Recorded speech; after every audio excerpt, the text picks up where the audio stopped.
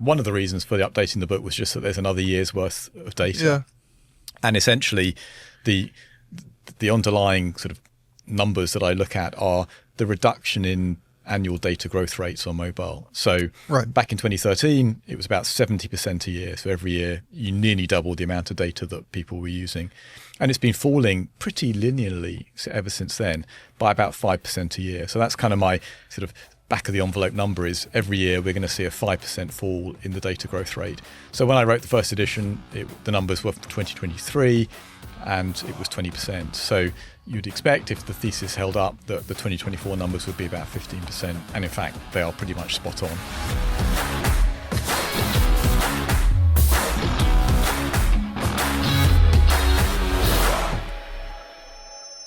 Hello and welcome to another Telecoms.com podcast on my birthday. Happy birthday to me. Happy birthday. Yeah. Someone did sing you happy birthday from the telecom world. We got a WhatsApp message from a regular guest on the pod, but Can't we name him? Nah, it's private, isn't it? But he actually sort of left a voicemail message singing happy birthday, which was funny. Yeah. So I'm 54.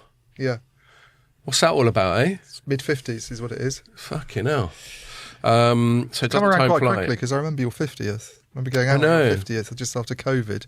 Might have been a mid-COVID actually, but for some reason we were allowed to go out to. Oh, that's it. And we went to that restaurant, and it was just when things were opening up. And then we went to some. Well, bear in mind, I'm 54 in 2025. I must have been 15, 21. There you are. You've worked it out. Look at me. Look at me, Mr. Math. You guys are so good at maths. Only 6 years to go till the bus pass. Blimey. Thanks a lot, William. Okay, so there we are. Let's let the cat out of the bag. We're delighted to welcome back one of our most returning ones. I don't know if this edges you ahead of Mary Clark, but William Webb again. Welcome back, mate. Great to see you. Thanks, Scott. Dean must have been on it a lot. Dean Bubley. He must be up there. Well, he's generally once a year. He does our pre-Mobile World Congress one. Okay. Yeah. I mean, we've had a few regulars, but William, the first time he came on was way back when we were in Maple House and all that, and so did Probably Mary. wasn't even on it in those days. Maybe not. I don't remember. Yeah. You might have had to deal with Jamie eating donuts in front of you. Yes. So yeah, welcome back, and we'll get back into that, into what you've been up to in a minute. So that's it. I don't know about you. Our age, birthday's not a big deal. I had to remind my kids it was my birthday this morning. Well, not until you're 60.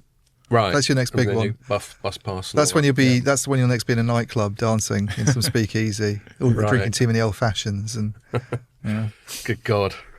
Yeah. Well, I'll certainly be having a couple later. So we'll see how that goes. Mm-hmm. But that's it. What else have we been up to? But the only major thing we've been up to since the last pod is that we both went to Ericsson's OSS BSS. They do it that way around. At least for this people summit. do it the other way around normally. I normally say BSS OSS. So Don't you just say boss? Yeah. That would be a good sort of no, people do portmanteau. that. B with a /OSS. Yeah, boss. Just call it boss. Yeah. Fucking boss software in it. And for people who are not so familiar with the telecoms industry, that stands for Business Support Systems or Software. Is it software or systems? Systems, I think. It's systems. And Operations Support Systems, which basically means the business is like the front end, how it interacts with customers, billing, tariffs, special offers, all that sort of thing.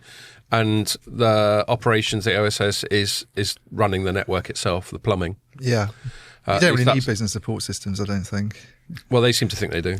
Well, they do because they make some money out of it. But like some telcos have been saying, you don't need them. You can just replace it with like stuff that you get from outside Ericsson and Nokia and all these guys. And Yeah, whereas the operational support systems is more like core network Oh, stuff. I see. So you're not saying you don't need BSS full stop. But you can do it with what a lot of the kind of new crop of companies are doing that have come along. You know, there's plenty of smaller BSS companies. They often call themselves like digital support systems or whatever. There's a heavy emphasis on digital and digital transformation companies. All that jazz. And instead of a communication service provider, they're a digital service provider. Yeah. So, I mean, digital, William, Dean that's doesn't such a like hackneyed term, isn't it? Dean doesn't like he it. hates The same reason digital, it's such a catch-all. Yeah. That just means, I mean, what, as opposed to analog? Well, exactly. I mean, no one thinks phones, we've actually got those operators sticking plugs in holes in a great They circuit usually board. mean internet, don't they, or online half the time when they say digital. They or usually mean cloud e-commerce or whatever. cloud. But it's very unsatisfying term in that it's too broadly defined and broadly applied. So anyway, we went to their summit, and I mean it's not designed primarily for journalists. It's like a full day of presentations on telecom software. It's right up your street then. Yeah, I've got to admit, if it hadn't been in London, I might not have bothered. I'm pleased I did. I got a story out of it on the day, and I definitely learnt some stuff. And when it's an all-day thing, you can sort of sometimes half listen and half just multitask. Sorry, Agerson. I'm admitting something there. As long as you listen to their bits. Yeah, but I especially enjoyed the dinner after. We had a nice dinner with some senior Ericsson people. Mats Carlson, I believe is his name. Cecilia Attawol. Sorry if I'm butchering your names, everyone. And Gordon Rawlings were all there. And so was Carlo Doherty, who's our PR contact. He's a good lad. And a few journalists. And we just had a really good natter. Good. And I told them, I said, listening to the pod, because we're having your mate William Webb on, who's always shitting on your forecast. And I said, don't worry, you'll be in good company this time. So more on that in a bit. Do you have any, and we might come back to that with regard to stuff we wrote from it, but do you have any other reflections or opening bollocks, William? Not William, Ian. Well, my middle name's William. You can call me that if you want. But, all right. Your parents really pushed out the boat with your names, didn't they?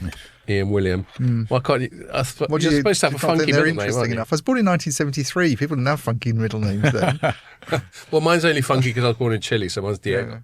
Yeah. No, I mean, I went to the same thing, but on a different day. I went on day one and stayed there till mid-afternoon. It was, like you say, it's very in the weeds, a lot of it. And obviously AI and automation were the big themes. Yeah. I thought there was quite a lot of hype and inflated expectations. Yeah. At the event, there's always this kind of sense that people are getting a bit carried away, and the zeitgeist are those topics, aren't they? But, well, I'm going to get into that more because I wrote a piece based largely on an early presentation by a guy from Telstra, and I thought he didn't overhype it, to be fair to him. But yes, I do get your point. I mean, the ubiquity, we were talking about digital as this catch-all, the ubiquity of AI now, there's but hardly anything, there's so much AI FOMO, there's hardly anything that gets discussed without someone whacking AI into it. We've been to these events for years, OSS, BSS events, and it's either big data or it's AI. I mean, what was it 10 years ago? Now it's agentic AI because that's the new thing. Yeah. And yet you look at because my piece is very much, well, how have they got on with automation so far, and looked at some numbers from Omdia, this global telecoms OPEX tracker they do. Despite all these headcount cuts they've had, they're not really making more money or saving more money. Right. So, but we can talk about it later anyway. Yeah, we will. But yes, that's a good point. Is that your one that went up today? They expect AI to boost telco profits after automation's failure. Yeah. Is that the only one you've written from it? Well, I wrote a piece on Aduna yesterday. Oh, yeah. Because there was a big session on Aduna, which is something else that I think is looking increasingly unconvincing and just as complicated as it ever was, actually, when they started talking about Vonage, and then it turns out Vonage wasn't enough. They had to do Aduna as well, and now no one's sure which one's doing what. And it's a mess, I think, really. And by the way, it was interesting to see the guy from Aduna sort of give the same figure for what APIs are worth as Omdia's forecast, which is a market that's worth $7 to $10 billion. It's less than 1% of what the market makes in revenue. Just noticed at the top of one of your stories saying what a waste of time it all is an Ericsson ad. Yeah, saying OSS, BSS, no BS. Look at you, Ericsson, getting into insinuating. Well, they were giving out T-shirts with that one, I think. Yeah, they tried to give me an umbrella. But you should have asked for a T-shirt. You're very much a T-shirt person. You could have had an Ericsson T-shirt on today instead of your electric black one. Exactly. I'm a journalist. I can't be seen to be wearing branded merch. Not for free. Of the people I write about. Yeah. Fair enough. So good answer. Yeah, good answer. Yeah. I don't know about you, Ian. Okay, cool. William. So it wouldn't be a William Webb podcast if we didn't hold up a self-published book that would, and you can. Actually, why don't you hold it up as well? Sure. I'll get the screenshot for it. Yeah. Okay, cool. And this is called The End of Telecoms History, which is remind me, is this like edition 2 of it? This is the second edition. Second edition. Yeah. Okay. So I won't butcher the premise of your book, and I'll just hand it straight to you, other than to compliment you on the clearly AI generated cover image. Yep. It's much bigger than the first edition. Yeah, so it's much bigger than first edition. Why don't you remind us why it's called The End of Telecoms History, and then tell us a little bit about why you've done another edition. Yeah, sure. So The End of Telecoms History is a riff on the Francis Fukuyama kind of end of history book. And essentially the thesis... Can I quickly butt in? Yeah. I've heard interviews with Francis Fukuyama where he regrets it so much. People are always beating him up about it. And he insists that they've all just misunderstood what he was saying. Because the interpretation of it for people is that there'll be no more political or cultural or social evolution because we peaked at late 20th century liberalism. But I don't think that was his point. Anyway, sorry. Yeah, no, I agree. And I use it a bit tongue in cheek here. But fundamentally, what I'm saying is that telecoms networks have evolved to the point where actually we don't need them to improve any more than that. We've got all the speed that we need from, as long as you've got a halfway decent broadband connection or mobile connection. And we've got all the capacity that we need because the data growth is starting to level off. And so therefore, the whole history of telecoms over the last 30 to 40 years has been about getting faster and faster so that people can go from dial-up modems to decent broadband, and from 2G almost no data through to higher data rates, and adding more and more capacity. And the capacity growth has been enormous. It's like 1,000-fold growth in usage. And actually, that's come to an end now. We don't need to do any more of that. We do need to have a bit more ubiquity. So there's plenty of places where coverage is poor. There's a number of premises which haven't got good broadband. But by and large, for most of us, we've got everything that we need. And so we can stop doing all of that development type stuff that we've been doing for the last 30 to 40 years and start to run networks more as sort of stable utilities. And so essentially... So it is a bit of sort of an end of history in terms of end of an era, in terms of building out capacity. As you say, coverage, as anyone casual user can confirm, coverage is still far from perfect. Yeah, absolutely. And actually, when you start to look at all the implications of that, they're quite profound for quite a lot of entities. So for manufacturers, the sales volumes drop quite a lot because we're not buying a lot more kit for expansion or for next generations. For operators, actually, it's quite good news. They don't need to spend so much on CapEx. The networks become much more stable, but it becomes harder to sell a growth story or a kind of we're going to get into new areas kind of story. For academics, much harder to get funding in an area where there's no obvious need for new technology and new growth. For politicians, perhaps time they stopped rabbiting on about gigabit connectivity and started talking more about ubiquity and just making sure there's a stable connection. So it does actually change quite a lot in the industry. The ubiquity play, the coverage play is a tough one in terms of the business case for it, though, isn't it? Yeah. As with so much investment, subscribers just expect it to work all the time, everywhere. Yeah. And obviously we all know that past a certain level of population density, it becomes even less economically viable to do it.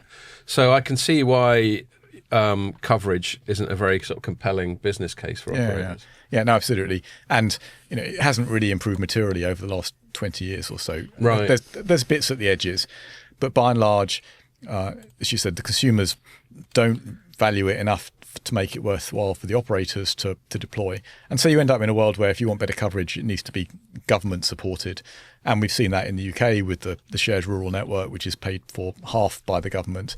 And you sort of see it in a number of other countries where often things like a license renewal, so your 2G license comes up for expiry 15 years afterwards, the regulator might say, hey, you can keep it for free, but you have to cover 5,000 towns or villages or something like that. Are you optimistic? Because they've had those coverage targets for a long time, obviously, since and when they were all paying silly amounts of money for 3G spectrum in particular, they were supposed to meet certain coverage limits. And despite those, people still complain about poor service, and it seems to be pretty bad, in particular on 5G in certain areas of the country. Like I'm going to Leighton Buzzard later, which is only like 40 miles north of London. It's really bad around there, actually. And I'm just wondering if you see the Vodafone 3 deal that's happened recently, because there's been quite a lot of the news, hasn't there, since then about, we're going to be the first to use this new massive MIMO technology. There was BT saying that, and VMO2's had something, and Vodafone 3's got its plan to have like 30,000, 25,000 sites rather than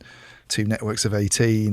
But do you think that's going to make some difference to it, or not a lot? Right. Frankly. Okay.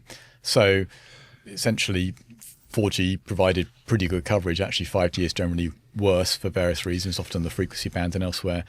Adding massive MIMO to lower bands might help it become close to 4G, but it won't actually, I think, stretch it beyond where we've already got coverage. So it doesn't improve the bigger picture in those kind of areas. And I agree, coverage is pretty ropey across many places.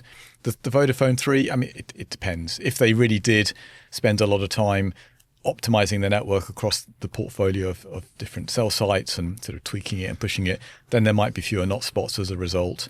My suspicion is that that's very hard work to do, and actually the easier approach is a quick bit of cherry picking and not much more. So you get some improvement in areas where I just wondered if it was because the approach seems to be a bit different from just saying you need to cover 90% of the country. And then it's never been very clear to me how they really measure that. What do you mean by covering 90%? I mean, if you're in an area where you've got 1 bar of 5G on your phone, it's often unusable. So whereas they seem to have been held... 1 bar shouldn't be allowed. That's just a lying bar. But the CMA's like behavioural remedies that were attached to that merger, instead of getting them to sort of sell... Well, they did actually sell a bit of spectrum, but sort of voluntarily. But instead of imposing very sort of onerous conditions on them about getting another telco into the market and all this stuff that usually happens, they sort of said you have to make use of spectrum at each site and they'll monitor how it's being...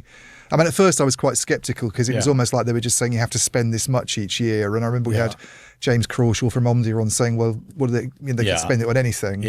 But it does look a bit more nitty gritty in terms of them saying you have to bring spectrum into use at each one of these sites, and there'll be a checks process to see that it's been done with this kind of equipment. And, I mean, I see the downside of that, because if they're not making money and they're sort of forced to invest in this stuff and there's changes in the market economically, then it doesn't sound like a very good position. It's a bit kind of Soviet Union, isn't it? It's much too much tweaking the inputs when they should be looking at the outputs, really. Yeah, there's still that side of it. So better than nothing, but absolutely not. So what, I mean, to your credit, this is something you've been observing for like over a decade now, I think. Is it still, the S-curve thing still sort of tracking as you... Yeah, so one of the reasons for the updating the book was just that there's another year's worth of data. And essentially the underlying sort of numbers that I look at are the reduction in annual data growth rates on mobile. So back in 2013, it was about 70% a year. So every year you nearly doubled the amount of data that people were using.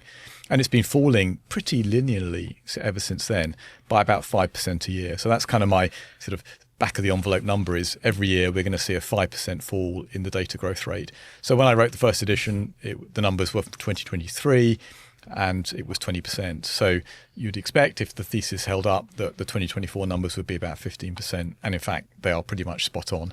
And 15%. Anything you can see from 2025 so far? Because we're almost at the end of it now. Yeah, not a lot of new data actually recently, but most of what I've seen tracks where I was expecting. There was a recent set of numbers for the US that the CTIA put out there, which might... they were off the chart. Which might look contrary. And actually, in fact, in the second edition of the book, I do a bit of a deep dive on what's happening in America, because it's actually pretty much driven by fixed wireless access. And they're still growing the number of fixed wireless access subscribers. And each time you bring another FWA subscriber onto the network, that's another 500 or 600 gigabytes a month, which is an enormous addition. Compared to... because they're consuming it as most people would consume broadband. Yeah, exactly. FWA being fixed line with attitude. Fixed line with attitude, yes.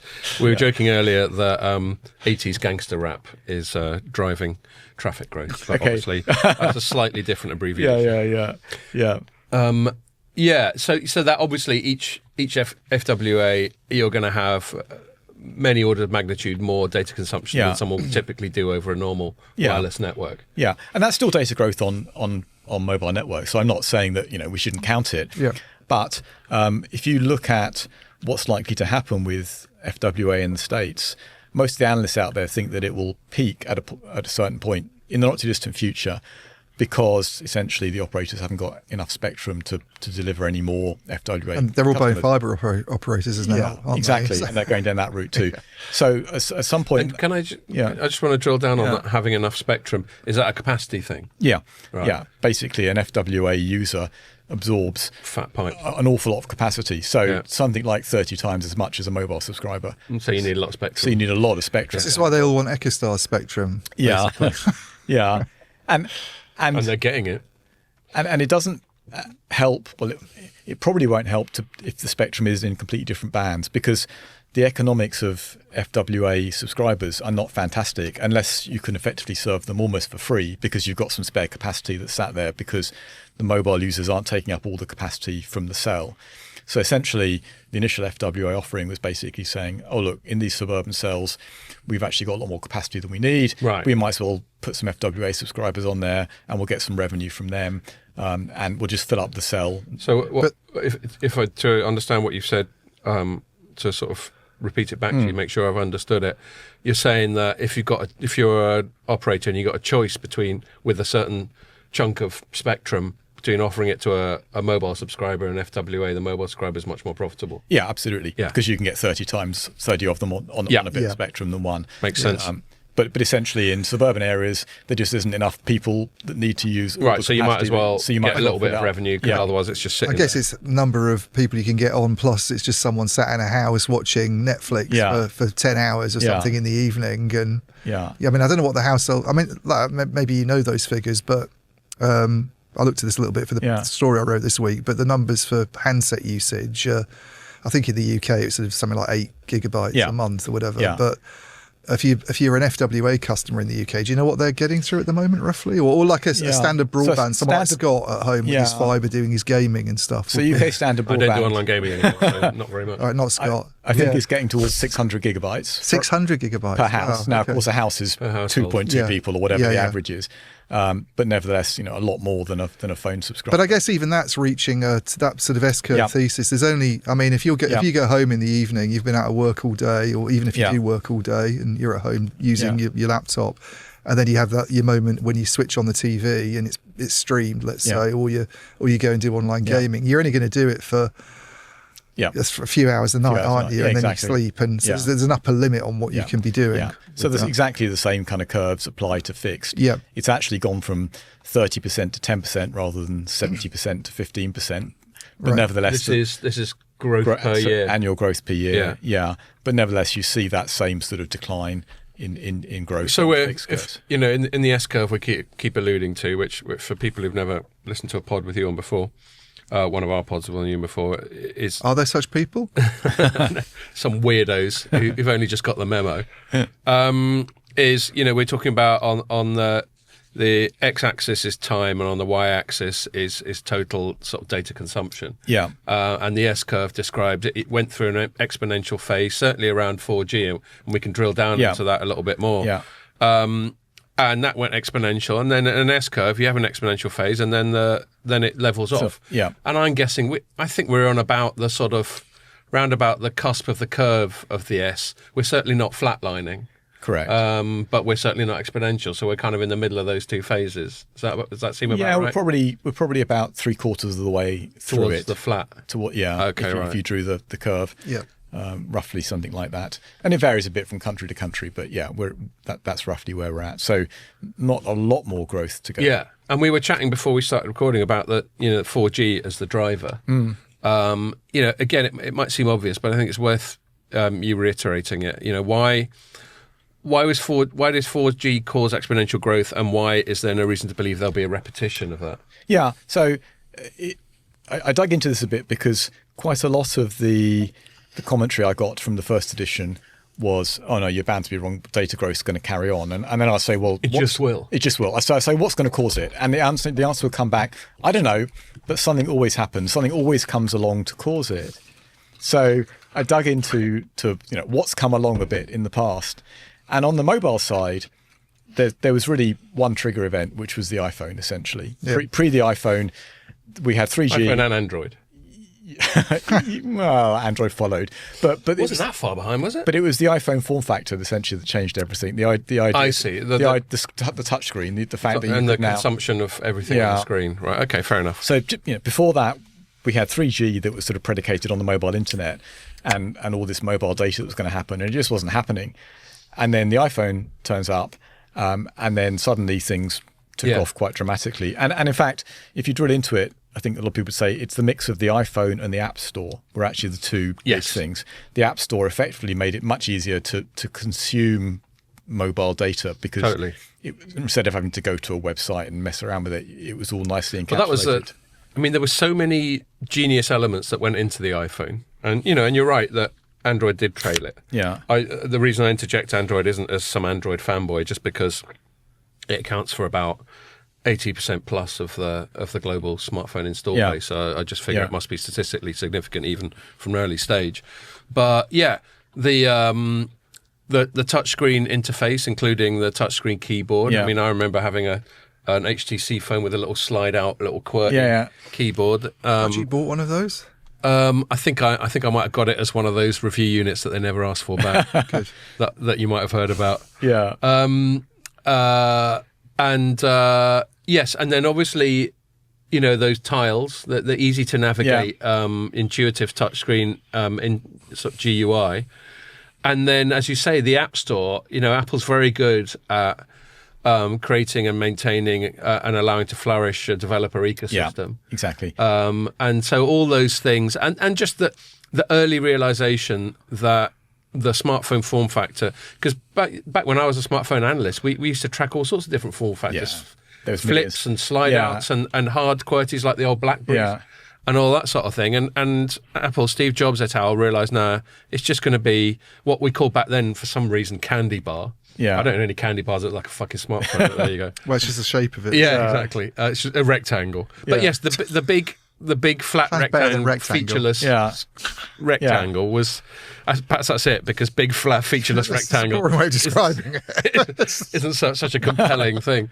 But they realised, what is it? This was 2007. 2007 was when the iPhone was launched. Yeah. So we're going almost 20 years ago. Yeah, and actually, in a way, not much has happened since then. The iPhones look pretty much the same. Yeah, they're a bit bigger. They've got a few more cameras on the back. Spec upgrades. But I guess that if you look at the early iPhones, the ones that didn't even work on, I think the first one didn't work on 3G. Correct, it was 2G only. 2G and like a Wi-Fi thing. Yeah, edge, living on the edge. Yeah. But then even the ones that come out afterwards and start to work on 3G, at first people are using, I can't even remember it now because I can't remember when I first got one, probably 2010 maybe even. But people were still using quite basic apps at first, and I guess it's the video thing that's taken off in more recent. Actually, I interrupted William's narrative. He was probably just leading up to that. That's my bad. So to some degree, then the apps were limited by the network. So 3G wasn't great. In principle, it delivered quite a lot of megabits, but in practice, often it didn't because it was a bit ropey or the latency was too high for any useful systems. So 4G essentially fixed the problems with 3G, delivered a network that's stable enough that you could run any sort of apps that you wanted to, including video apps. And that kind of effectively meant that whole system could then settle down. And basically my argument is then, since then, nothing materially new has come along. And video's always been, in terms of data traffic volume, disproportionately it's accounted for by video, isn't it? Yeah, absolutely. And it's roughly about 80% of total traffic at the moment and likely to grow. So if everybody's just, let's say nobody's using video and everybody's just using their phone is the way that I use it for like reading stuff. Yeah.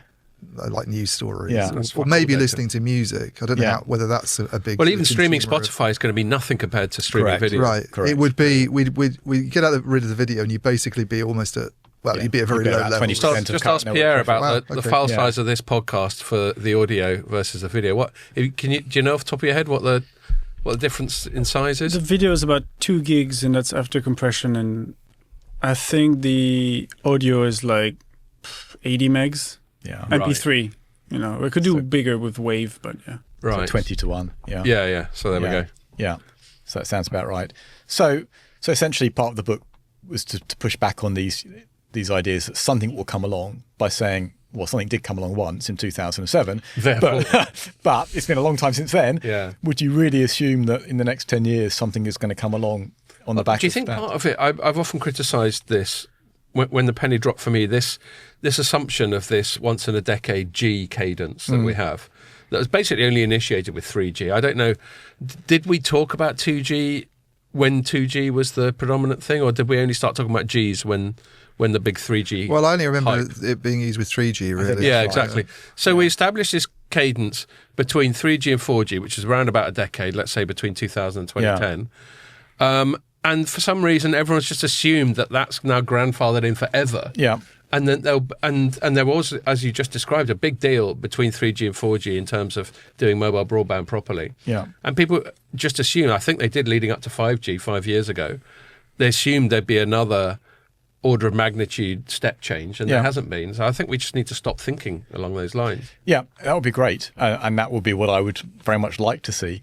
The problem is it's become so ingrained into the industry, and there are plenty of entities for whom it's beneficial to have generational cycles. The manufacturers hope to sell more equipment on the back of it. The academics can use it as a trigger for more funding, which is great for them. And there's very few people for whom it's important to say stop. So as a result, it just carries on because there's more force keeping it going than there is acting against it. I said to Ericsson over dinner, if you try and hype up 6G, you're going to get some adversarial writing from me. Sorry, Ian, what were you going to say? I was just going to say, in terms of sorry, Pierre, you're going to say something. The pushback against the idea that it's going to slow down is, as you say, it just seems to be something might come along. Yeah. And I guess if you're trying to steelman that position, there have been things that have come along that were unforeseen, and I know it's not something that makes sense to sort of base predictions on. But I'm just sort of trying to pick at that a bit.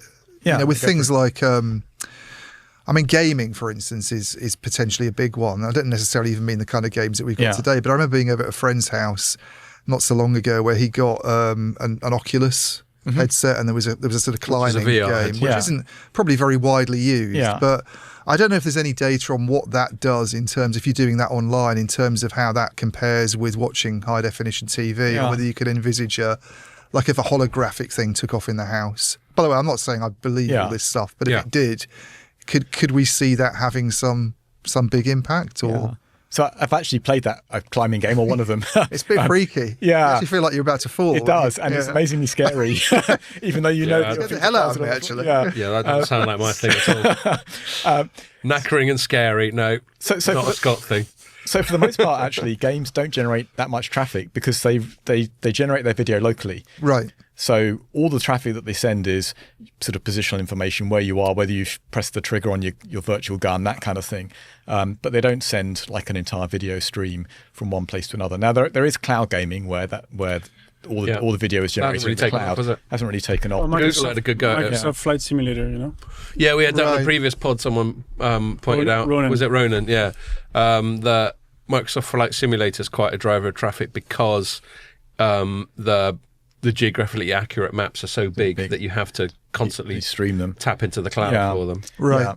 So there's a few cases like that, but for the vast majority of games, essentially, it's very little traffic, apart from the initial download, which can be pretty big. Some of these games are like 50 gigabytes, but essentially you only do that once in a while, and it's not. Isn't that when they have the spikes 50? when someone's doing a Fortnite Try upgrade? 120, 140. Yeah. Someone does a Fortnite upgrade and there's like Premier League games on at the same time, and BT goes, "Oh, we had this massive spike." Yeah, we get press releases. I mean, when Grand Theft Auto 6 comes out, that's going to be immense. Yeah, because that's coming out in May. I bet the spike is going to be huge because it's going to be like. My son's always got his. He used to use a PlayStation, but that finally gave up, having sounded like a jumbo jet landing for its last few years.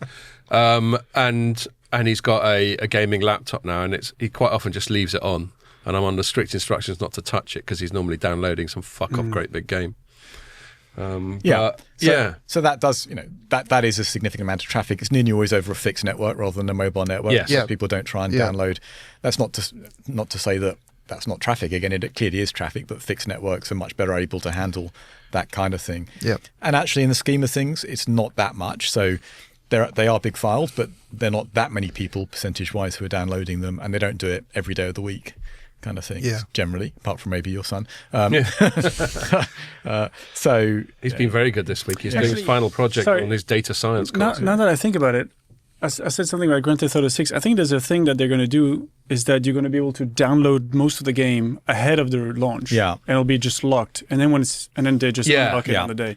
So, I mean, spread it out. Platforms like Steam will always encourage you to do that sort of thing and get in there early. So actually, an interesting thing happened after the first edition of the book, which I write up in the book, which was I got into a big spat with the Australians with NBN, National Broadband Network, which is essentially a government-funded initiative in Australia to get fibre to every home. And it's been going for quite a few years. And for some reason out there, it got picked up the fact that I'd said actually most homes only need about 50 megabits. That's kind of all you actually really need. And of course, that challenges the whole raison d'etre. Oh, they get wound up by this sort NBN. of stuff. So they started pushing back quite hard and saying, you're clearly crazy. We definitely need a gigabit. Yeah. And so we had quite a toing and froing of kind of various things you might need a gigabit for. And most of them, you could say, no, that doesn't make any sense. Yeah. And the only one that really stuck was, if it's important for you to download a game in less than an hour, then you need a gigabit connectivity. Right. True. Can't deny it. Yeah. If you've only got 100 megabits a second, it could take 4 or 5 hours to download these games. Although, as Pierre said, if you can do it in the background, it doesn't really matter very much because it trickles overnight.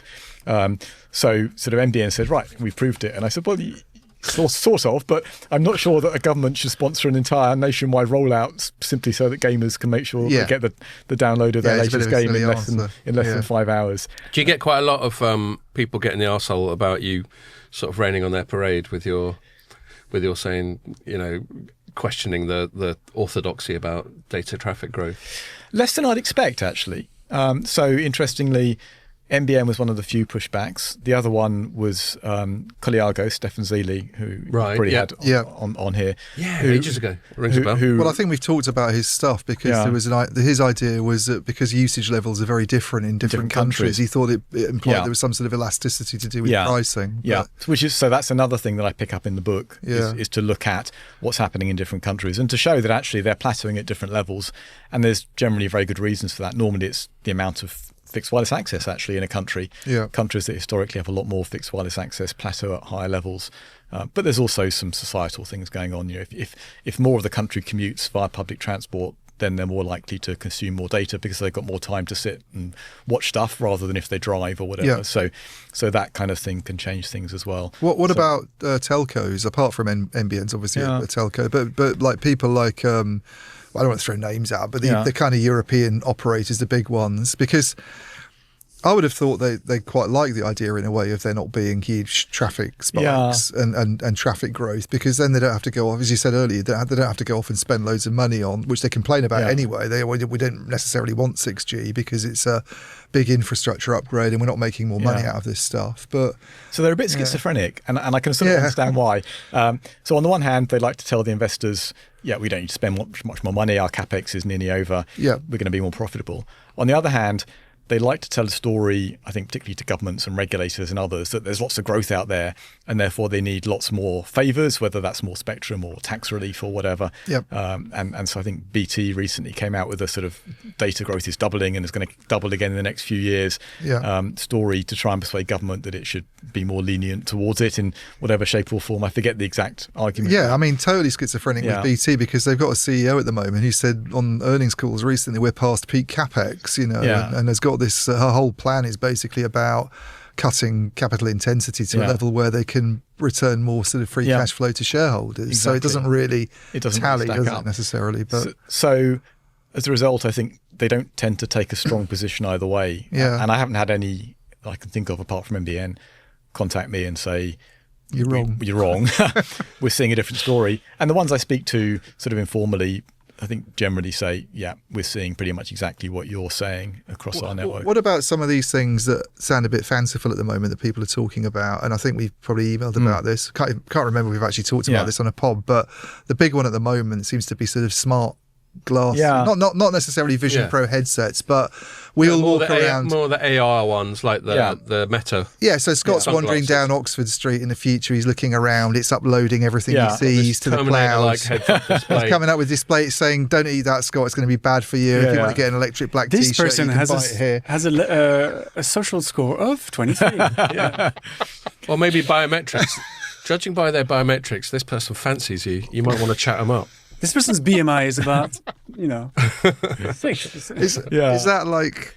I mean, it sounds far fetched, but I guess you could see some of these things taking off to some extent. I think Ericsson's latest. They made a big deal of this. They made a big deal of uplink from. Well, I was going to. Before we do that, we should point out: is this the story that you wrote? Yeah, that you're two alluding to. No. I have written a story on the uplink a few weeks or months ago. Okay, so this isn't the utterly bonkers story. No. Okay, sorry, I'll shut up. I'm jumping the gun. So Ericsson's numbers, if I remember correctly, are under the assumption that at least 20% of the population will have these glasses. Yeah. And actually, the sales volumes are way, way less than that. I think Meta are selling a handful of million a year. I think total sales, when I last looked, total sales across the entire lifetime of these glasses was about 8 million. It's probably a bit more now, 10 million. But there's like 2 billion handsets sold a year. So the volumes are absolutely tiny. Now. This could be the start of an S-curve. It could be the start of an S-curve. Yeah. But we've seen these sort of glasses around for a year, a bit more than a year or two now. So we certainly haven't seen the kind of dramatic... It's when they become A, affordable, and B, there's some kind of app ecosystem that makes the use case compelling. Yeah. The killer app. Yeah. Which hasn't happened yet. Which hasn't happened yet. So, like you being able to zap people you don't like. I mean, see-through walls. So, I mean, when we've chatted about this before, we spoke specifically about when Meta launched them. Yeah. And we just sort of hypothesized future use cases. And, one could be that people constantly go around... I mean, there's this almost limitless capacity. I chat to my son about it sometimes for live streamers on things like YouTube and Twitch and that sort of thing. People who spend 8 hours a day just going ba ba ba ba ba and just stream of consciousness. And so, and yet there's an audience for it. Yeah. And so maybe there could be a new thing where people are live streaming in a way that you could be much more enabled by having these glasses. Than just sort of carrying a laptop around or even a phone. So I guess that could be one, but I'm going to guess that you're going to counter that even that would be a fairly niche use case. I think so. Yeah. Clearly, you're right. If everybody had a pair of these glasses and they all decided to live stream their entire daily life, including when they went to the toilet or whatever, then then I'm sure there's a niche for that. Yeah. then there will be an awful lot of traffic. But what I think we've seen is that by and large, there's not a lot of sale of these glasses, and there's not a lot of people that want to do that kind of permanent live streaming. I mean, if they were, then I suspect we'd have seen a lot more like body cams or GoPros or whatever. That's a good point, isn't it? Yeah, GoPros have been around for ages. That they just I was looking at the GoPro just recently licensed their basically library to AI for training, and they had 450 petabytes. Wow. With the video, which is a very, very, very second, like a distant second to YouTube, which is about 4 petabytes per day. Oh my God. But and it's all obviously. So GoPro, part of their, I don't own a GoPro, part of their service is they've got a cloud thing where you can store all your riding around on your mountain bike or whatever people do. Yeah. But to sort of play devil's advocate again, I mean, you can certainly see those devices, like if they did take off, having some impact on the uplink.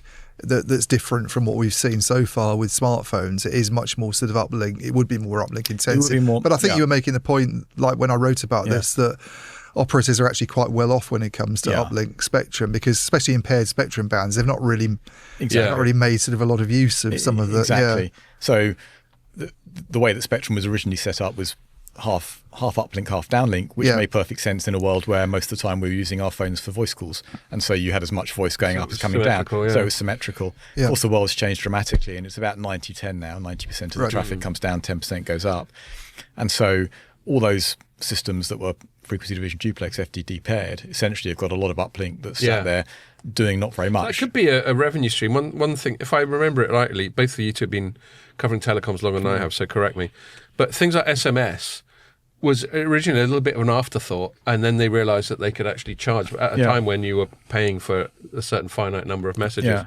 I guess that could be a new revenue stream for operators, because they'll assume that most people don't know about this FDD sort of latent, dormant spectrum that you were just talking about, and they could go, right, well, if you want to do a lot of uploading, then that's going to be a premium. So that could be a rare example of an ARPU lifter. I don't think it will be. No, because I don't think people think about it that much as an average user. I think you just think, I've got this device and I want to be able to use it.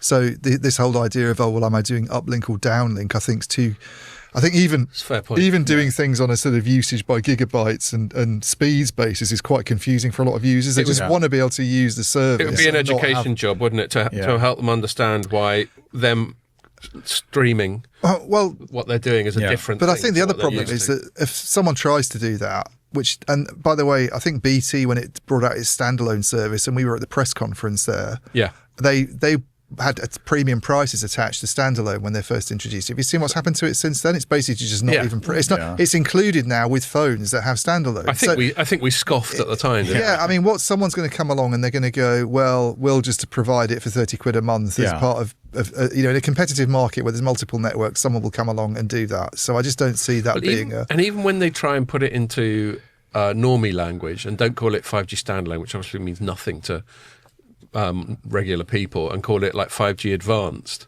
there aren't enough novel features for them to tag onto that to justify its advance. It's still just connectivity to the average person that allows you to do. The person who's got these smart glasses, he's thinking, this is brilliant. I've never seen anything like this before. I can walk along and do my uploading. But the connectivity side of it isn't where they really see the value. I think that's the problem. They see the value in the £300 they pay for them. So not only do we not think it's going to be an ARPU driver, but it probably won't be a significant traffic driver. No. Just while we're talking use cases, William, so you've got quite a few. You sort of, in your book, I think, you sort of have to refute quite a lot of other presumed use cases that will drive traffic. You know, one other just to talk about is the ubiquitous AI. Yeah. So all phones are now AI phones, whatever the fuck that means. And in fact, in our next segment, we're going to talk a bit more about it. But AI is obviously getting more ubiquitous, whatever that means. Again, it's become very ill-defined. Does it mean automation? Does it mean chatbots? Whatever. Yeah. But do you think AI, in all its various forms, is going to have a significant effect on traffic growth? No, I can't see it. And in a way, you sort of have to ask yourself, how's it going to generate more data than video? And the answer is it probably isn't. It could generate video, which would be the same, but it's not going to generate more data than video. And if anything, and I think you've covered this in the past, if anything, you could see a reduction with AI, because instead of needing to do a search that then you click through to multiple websites, you get the nice AI summary and that's enough, and you don't need to click through. That's true. Or we don't like that for you, I'm afraid. It's not good for our business model. No. I was wondering, because the Sora 2 app thing came out from OpenAI.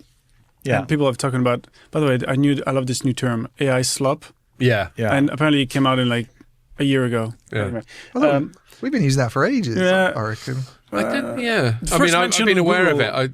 But it basically means just the ease with which you can generate AI stuff. Yeah. But like the cover of William's book. Well, it's disparaging though, isn't it? That wasn't easy, actually. That took about 4 days of of prompting between myself and I should mention I got a co-author for the book, Dennis Ferguson.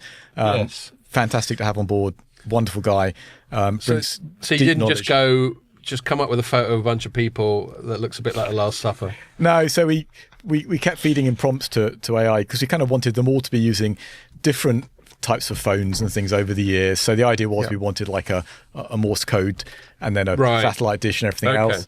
And we wanted it all to be kind of looking fairly sensible, and we wanted satellites in there somehow, and you'd feed a prompt into an image generator and it would come up saying it wasn't quite right, so you'd say please do the same image again but without that guy in the right hand, and you'd do something completely different. It would just it's very, very hard. Prompt engineering is a whole science in itself. So to describe the cover of the book that William ended up getting up with, it's a sort of chronological from left to right thing. On the left he's got someone who looks like he might be Thomas Edison or whatever with like a telephone Mark 1. And then you got people using like 60s, 70s style regular desk phones, and then it goes all the way to the other side. Someone's got a 80s brick mobile phone, and then you've got a couple of people on regular modern day ones. Yeah. So it does paint a good evolutionary picture. Yeah. But sorry, I just wanted to make my point with the Sora 2, because you said AI might. I feel like, because the new app is like you can scan your face and put yourself into like videos and situations of. I wonder, and I'm not sure if it's going to happen, if people who basically would not make videos before because it's so easy now might make a video and then post it to TikTok, etc. Yeah. And so then that creates traffic that would not potentially exist before. So the average person at the moment generates 20 minutes of video a day just by doing WhatsApp video calls or on Teams meetings or whatever it might be. So that, this is simply them sending up video of themselves, typically on a call. So the question is, would the average person generate 3 times that suddenly per day, every day with a video package? Unlikely. They might every now and again dip in and generate a 5-minute video once a week or once every few weeks. On average, there'll be people who do a lot more, but compared to the 20 minutes that they already send on a video a day, it might be like a 10-20% increase. But it's not a dramatic change. Other arguments against AI as a traffic driver is the work that companies like Qualcomm are doing to try and make as much of the AI processing local to the phone anyway. But Sora 2 is specifically designed so that you can just upload it to TikTok. This they call it a TikTok generator video. Oh, okay. So there is that incentive to post. No, that's a good point.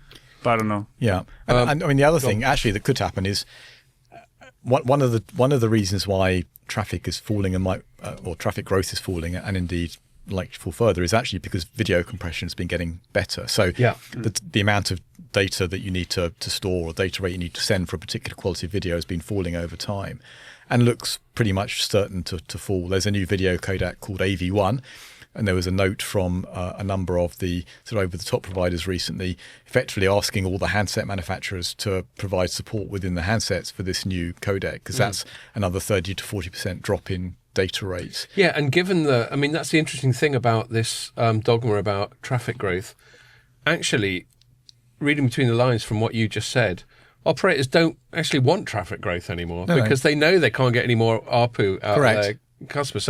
So actually they can just save money, free up space for FWA or whatever. Yeah, the only plus side for traffic growth is if they were charging by the gigabyte. Yeah, and it's that unmetered. Doing. We're not going to go back to metered. That's just never going to happen, is it? No. Well, I've speculated that. But this gets to your point that could they charge for the uplink? I mean, I've always thought, and I've heard analysts say this to me before. Could they be a bit smarter about tiers, and you're not going to charge it on a metered basis, but could you be a little bit cleverer about the way you're packaging up and selling gigabytes? I mean, I know it's not actually all unlimited. People do tend to pay for 20 gigabytes a month, or and you pay a bit more if you want 30. And I think I'm actually on unlimited at the moment, but.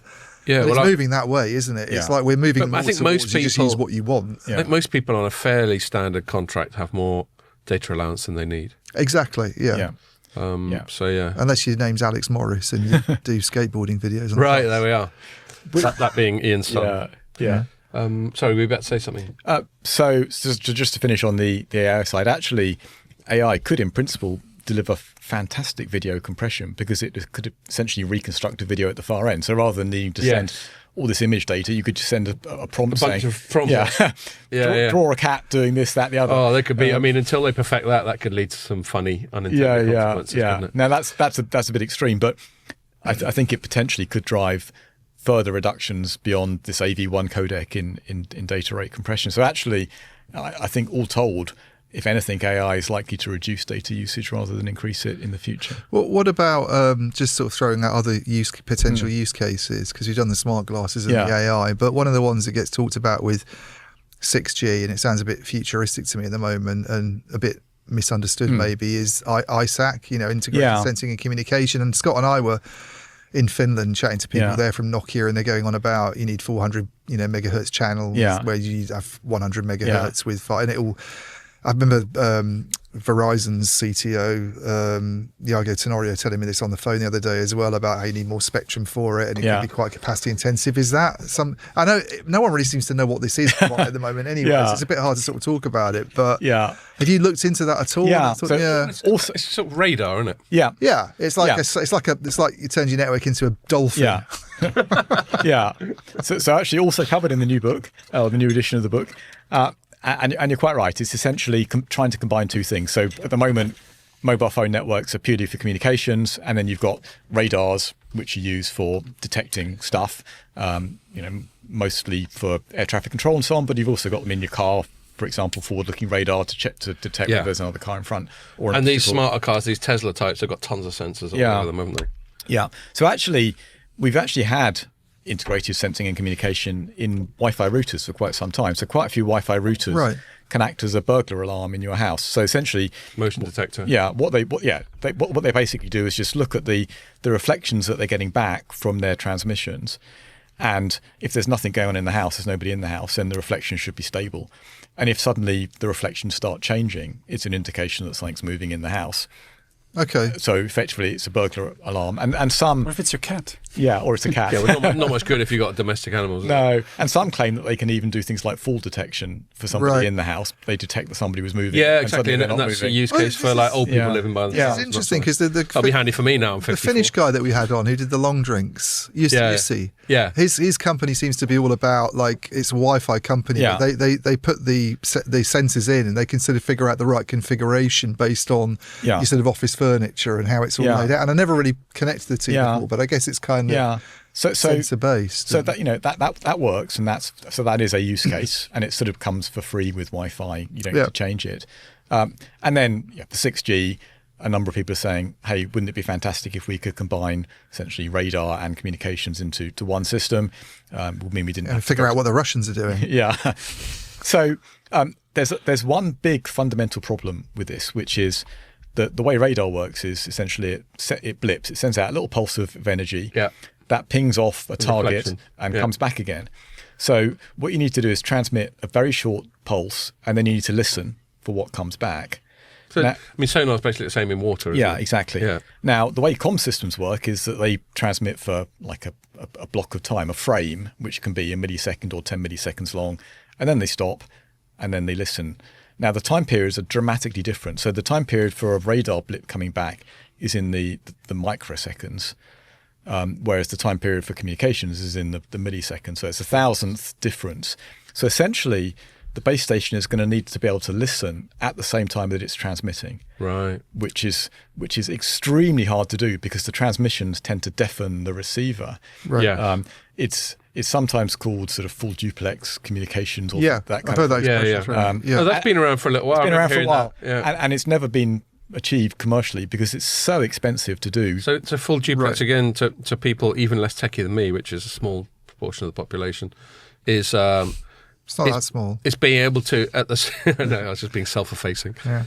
It's just being able to go both ways on a bit of frequency, exactly the same time at full whack without them interfering with each other. Whereas right now we either use two parallel channels or you take it in turns to go one way or the other. Yeah, so that sounds like magic. Yeah. It's like I can understand the concept of using two different frequency channels, which is FDD, I guess, and then TDD, it's like a traffic light system. Yeah. Take it in turns one. But if you don't have a traffic light system or a channel, what do they go through each other? Are they like ghosts? They'll pass through each other. But the problem is... Sounds like hardcore physics, though. Yeah, in the same way that sound waves can too, essentially. Right. So multiple people talking in a room, the sound waves will just pass through each other.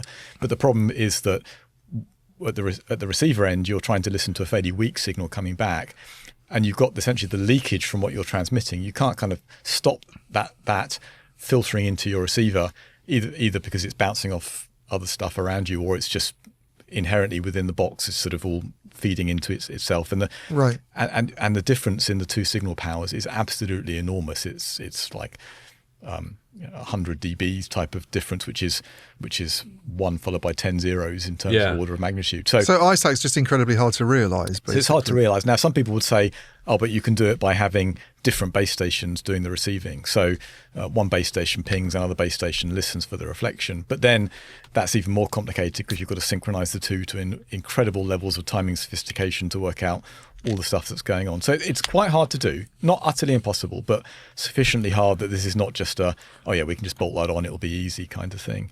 Right. But I think the key question is, what would you use it for? What would you? What's the use case? The best we've managed is you're in a pub and it senses when your beer glass is empty and it brings you another one, which is something I would pay a premium for, but perhaps not everyone.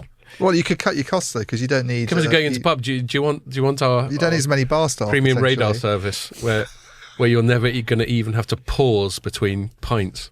Yeah. So no, that's a bit of a niche use case. It is, and it almost certainly wouldn't work to that level of resolution. No, quite. And probably not indoors either, because we know. And someone's still got to pour the fucking thing and bring it to you. So there's always that. I mean, I know people have sort of talked about using it with like connected cars. Yeah, is one of the. That's probably the clearest case that comes up. And I think they're missing something fundamental here. So that they'll say, yes, effectively it can tell you whether just around the corner there's another car that's parked or something that you might crash into. Yeah. And it warns you about that.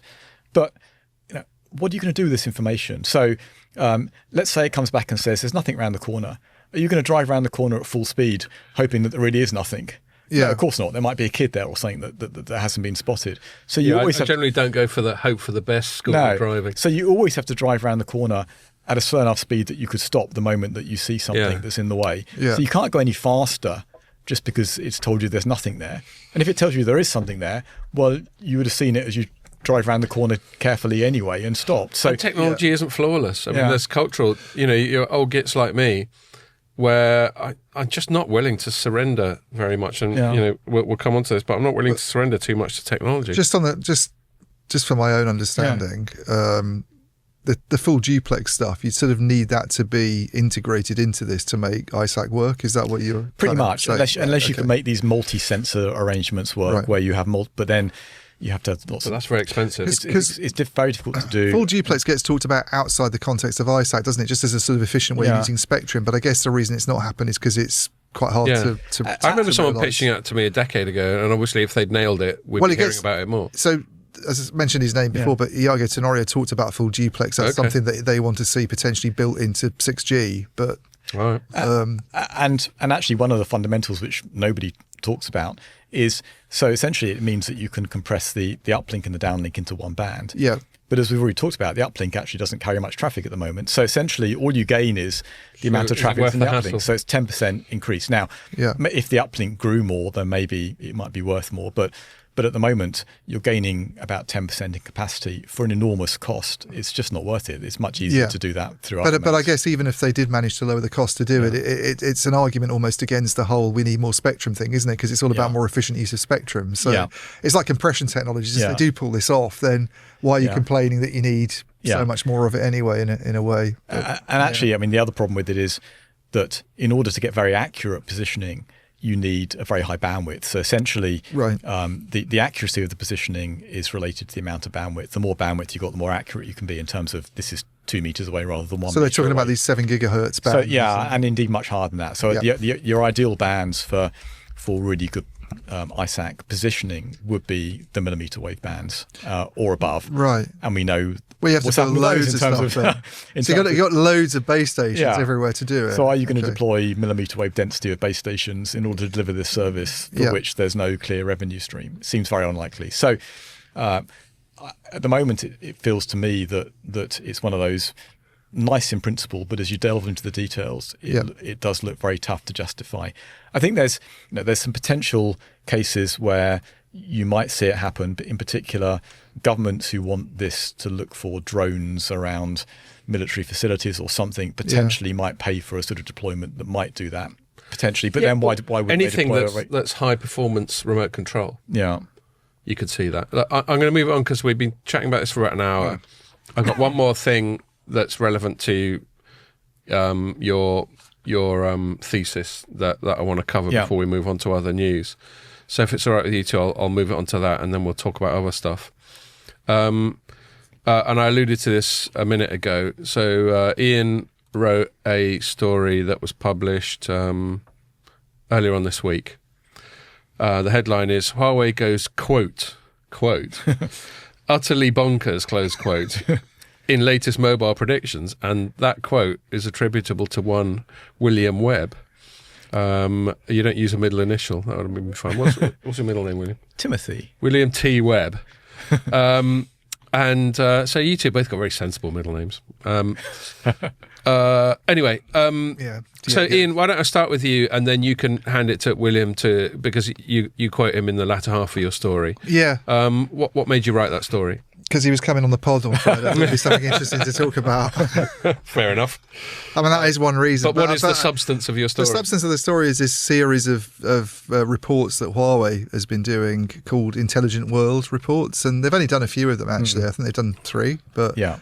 They did the first one in 2021. Yeah. And then they did an update of that one, which was Intelligent World 2030. They did an update of that last year. And then this year they've come out with an Intelligent World 2035. I mean, 10 years.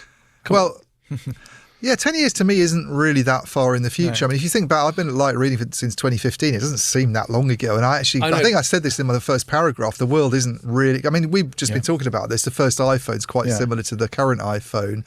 You know, but there's other things that are quite different. For example, the current Gen AI mania. Yeah, that was the one concession I made. Okay, fair enough. Sorry, I interrupted you. I think I said if someone from 2015 was suddenly dumped in 2025, the only thing that would probably really surprise them was maybe Gen AI. But even that it's like, I mean, I think we've said this before, it's like a very sophisticated search engine, isn't it, really? It'd be such a, I mean, I can't refute it. I was going to scoff and go, how can you possibly look 10 years in advance when there's so many variables? But your point is well made. What would be fascinating would be if we could go back in a time machine to 2015 and think of things that we take for granted now. Like, let's say maybe everyone having about 4 video streaming services or something like that. Huawei's not talking about things like that. They're not talking about looking at 10 years ahead and maybe there's some generative AI thing that's come along, but you're still using the same form. They're talking about having private aircraft in your house in 2035. In the average household will have a private aircraft. Now, come on, Huawei. Holographic households. And it's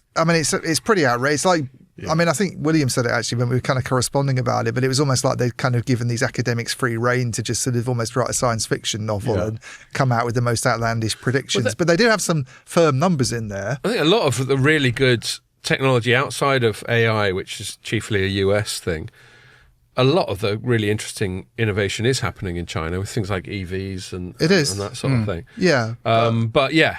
You're not gonna it's not have a little helipad like on the fucking roof. But the interesting thing was the 2021 Intelligent World 2030 report they did. They had this forecast that by 2030 the average cellular user would be using 600 That's it. gigabytes a month. Yeah, a month. And then they did their update in 2020.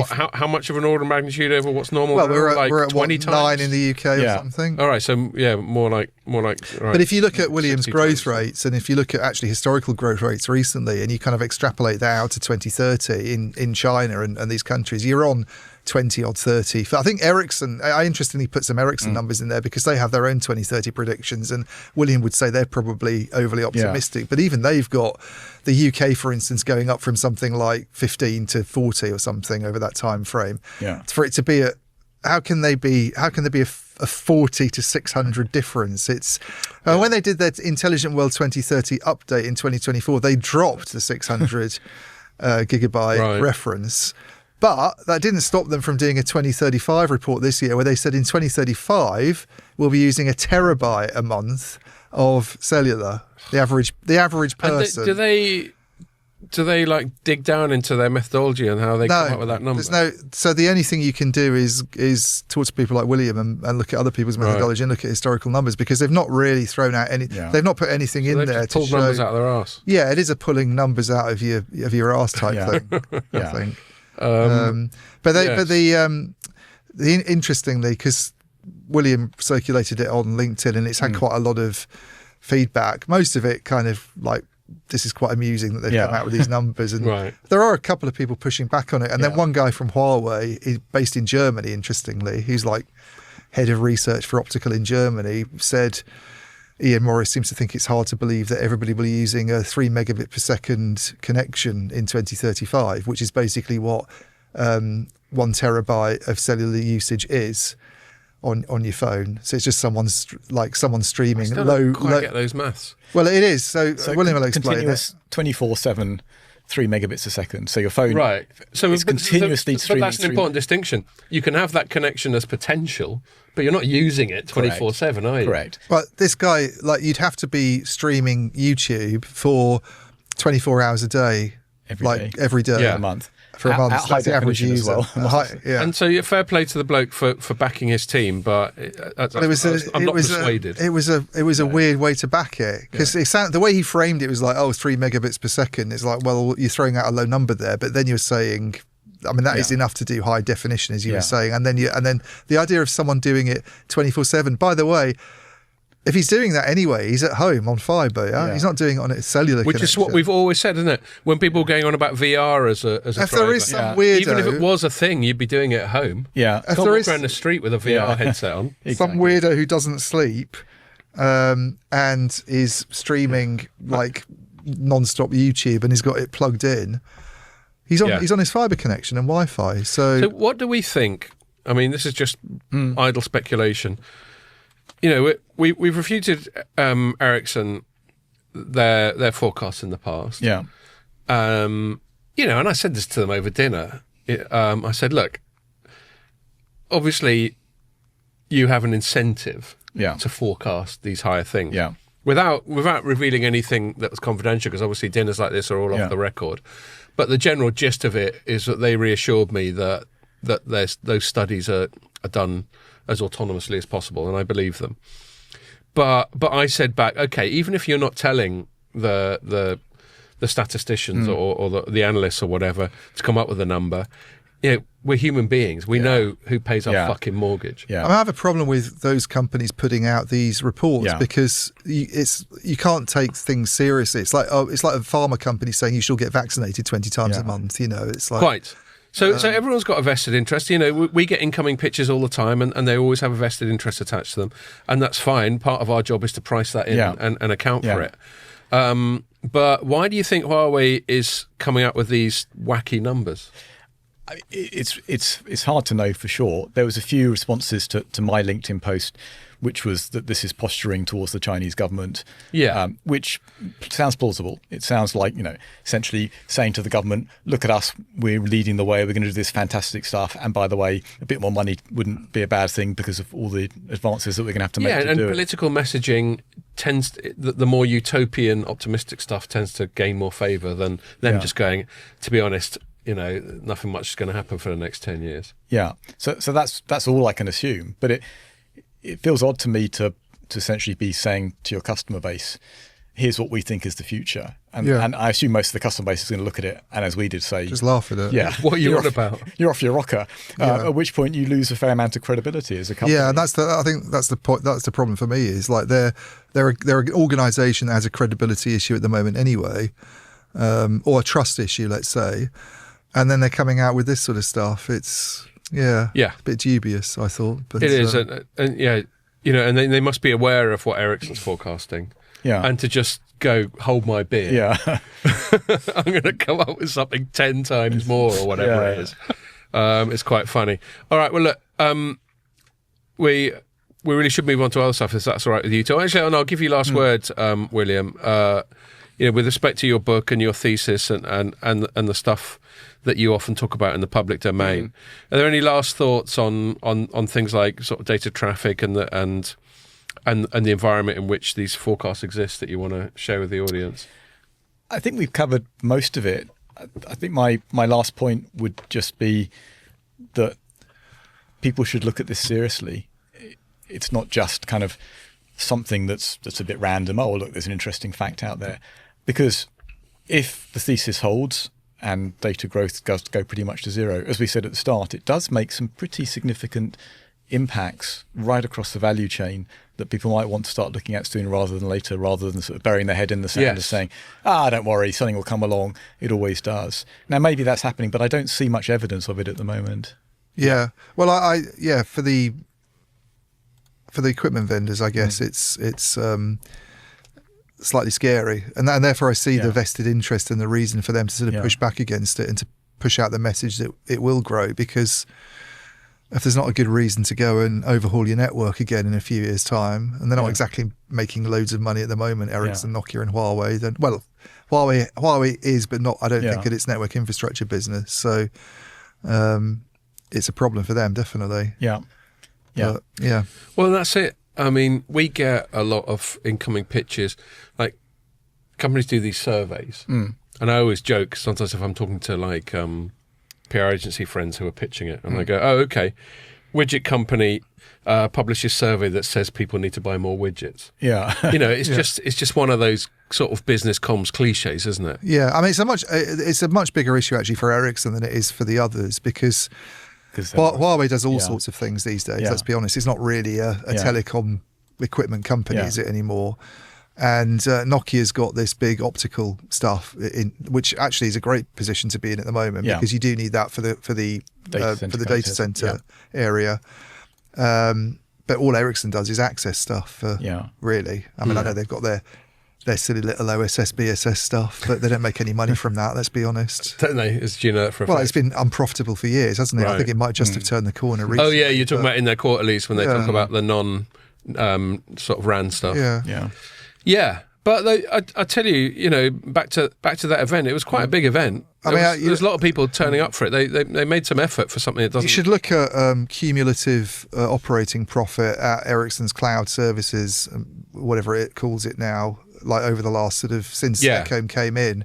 And I know there's been a bit of restructuring, so it's made it harder to sort of look at the numbers in a sort of uniform way. But I remember when the last time I did it, they were loss making over the last sort of over a 5-year period, and it was. Last time I checked, Ericsson basically gets all its revenue growth and profit from flogging stuff to 3 American operators. Yeah, and but also flogging RAN mainly. They're mainly a RAN company. Yeah. The other stuff they've tried to go into. Yeah. They're a big core network provider like the 5G core stuff, which falls under the same size of that is much smaller than RAN, so that's a lot smaller in terms of value. And then the other things they've tried to diversify into, like with the Vonage stuff. Vonage is loss making over the last sort of time they've bought it. Certainly the value of the acquisition is massively. So they've made. I looked at the numbers. They paid $6 billion for it.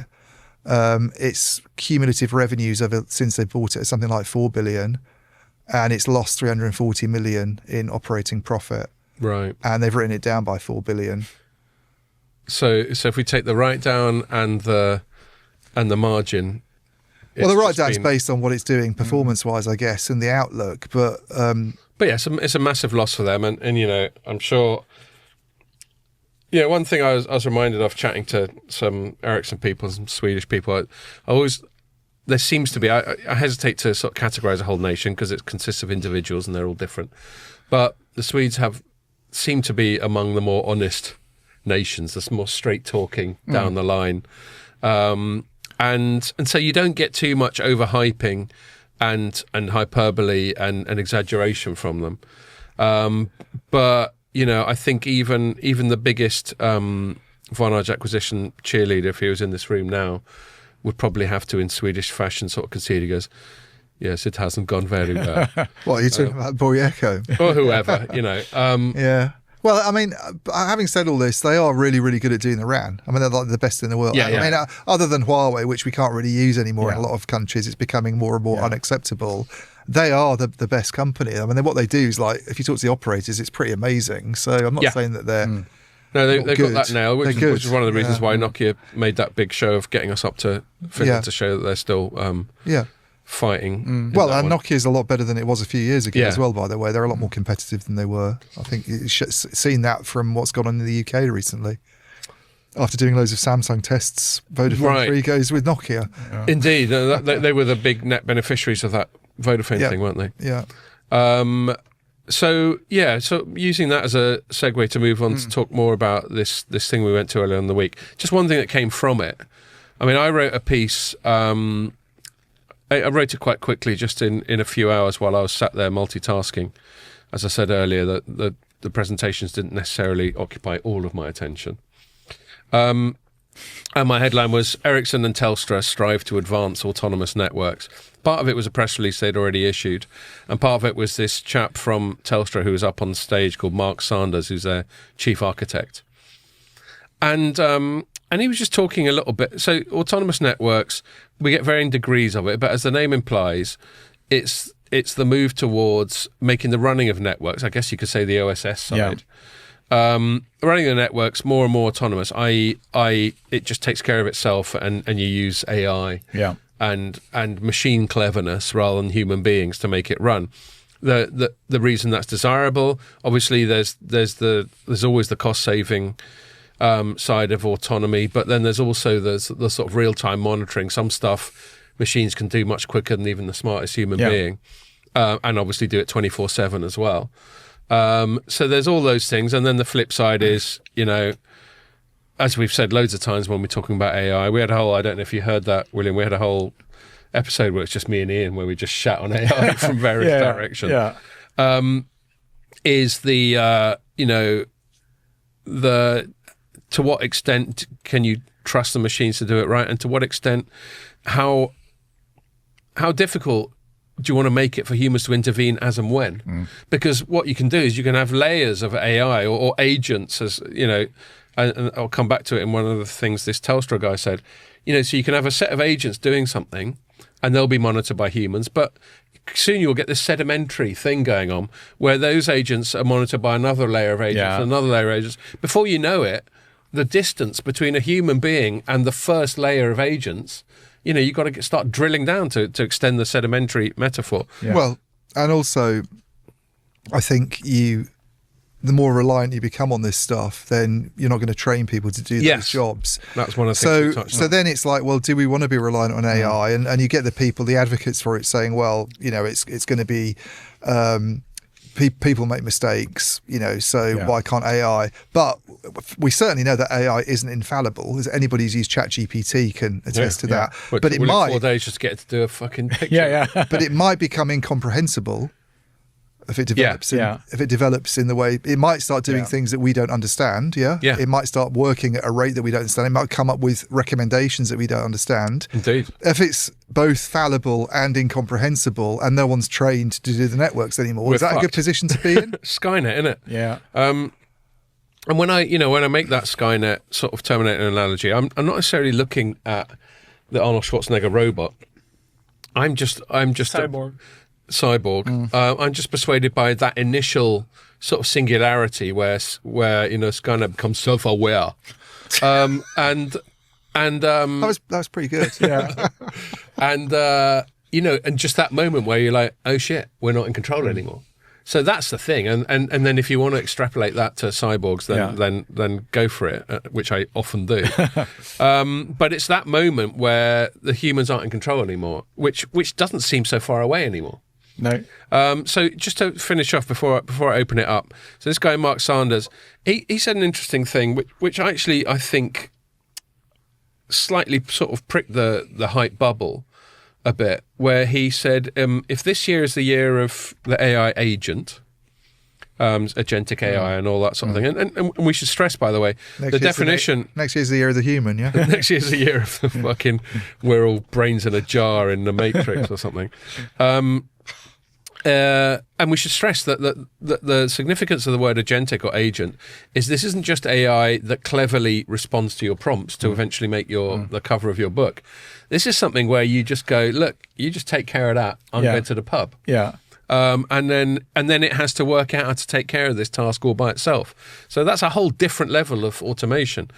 Anyway, he goes, if this is the year of the AI agent, next year will be the year of AI ontology. What's ontology, I hear you ask?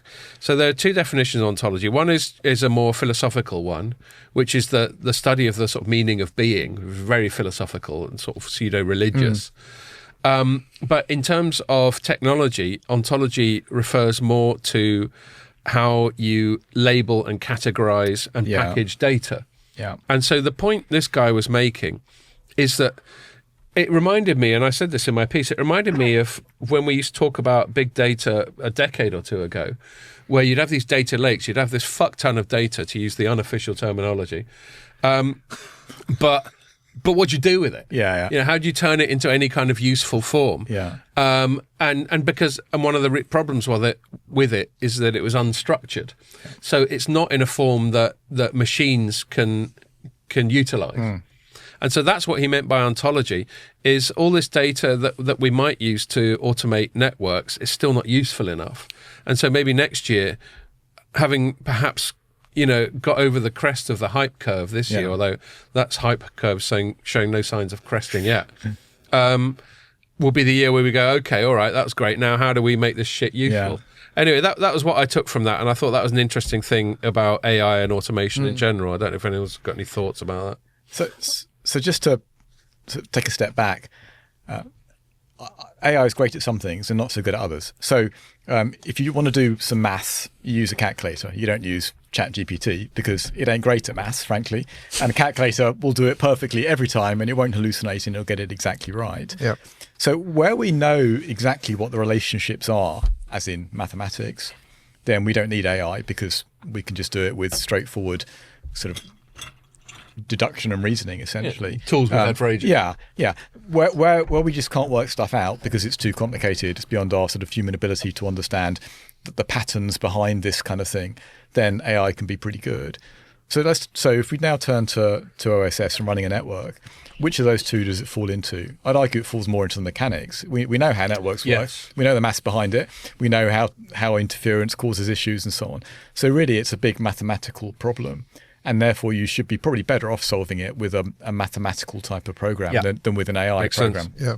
And indeed, there's been self-optimizing networks for 10, 15 years. Yeah. We've had plenty of stabs at this. And I think, they genuinely help.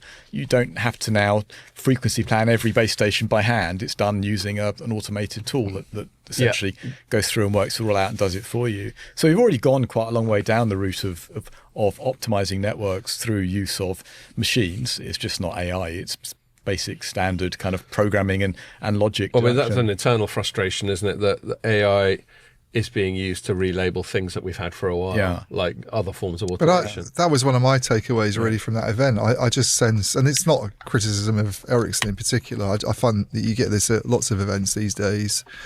It was there at the DTW one earlier in the year, is this jumping onto the latest bandwagon and generative AI has come along and it's a big deal and everybody else is using it. So what can we do with it kind of thing? And you're almost... they're talking about AI as though it's just come along, but predictive AI and machine learning, as you say, it's in a more sort of mathematical sense, like just pattern recognition, and that's been used in this area for a long time. So I we've had self-optimizing networks and shit like that, heavily automated networks for a while. So I doubt there's a lot to learn that can be done. I mean, maybe a little bit at the edges, but I can't imagine this is going to be utterly transformational and suddenly your network maintenance team goes from 100 to 0 or something. Maybe there's a tiny bit more that can be got out of this than we haven't been able to in the past. But then there's all the dangers that you talk about, that at least if you've got a system with a good bit of sort of solid logic behind it, you can be pretty sure it's not going to suddenly make a change and head off in a completely different direction just because some input variable has done something odd. But if you've got an AI system, particularly if you've got multiple AI systems and they're all feeding off each other, the way that they interact could cause all sorts of things that we just don't expect to happen. Indeed, the unintended consequences potential is enormous, and amplified by those sedimentary layers I'm talking about as well. Yeah, because when you've got AI talking to AI, they could be assumptions baked into their interaction that are completely mad and counterintuitive for us. And if we were there, we'd be like, no, hold your horses, mate. Horses don't have 10 legs or whatever. Or whatever assumptions that are baked into it. I mean, that ontology thing's just annoyed me a lot, I'm afraid, really. Why is that? I mean, that's just, there was so much like word salad and jargon, I thought, on the sessions that I were in, and just, slightly hazy, meaningless, not very technical terms that seem to have been floated up by generative AI, that intent-based networking and all this stuff. And The one I dislike is AI native. Deterministic networks. And digital native. Yeah, it's all... So what does AI native mean? AI native... It's designed to include... So what do you mean by that design? And nobody seems on your route to a level 4 autonomous network, you must be doing... If they're going to start throwing things like ontology and just to describe a problem that's actually been there for about 15 years now, to getting data into a form where a machine learning system can look at it in a consistent way and deduct something from it. I just find that a bit... You might like this as well. Another term that came up in that talk, knowledge planes. Yeah, I mean, it's just, it doesn't help anybody. No. It doesn't... So again, it's that sedimentary thing. You know how... Whenever you get a software presentation, there's basically diagrams with lots of rectangles in, yeah. And then so a knowledge plane is another of those fucking rectangles that we've got to put in. Because the trouble is that these sessions, they're full of the people who are kind of in the weeds or in charge of the people in the weeds. And they love all this stuff. They love tinkering with software and speaking about it in a conceptual way. But there's a massive disconnect between that and what's actually going on the business side and whether this is actually making any difference. There was a guy from Bain on. I love companies like Bain and McKinsey. Yeah, because they come out with these most ridiculous predictions and forecasts.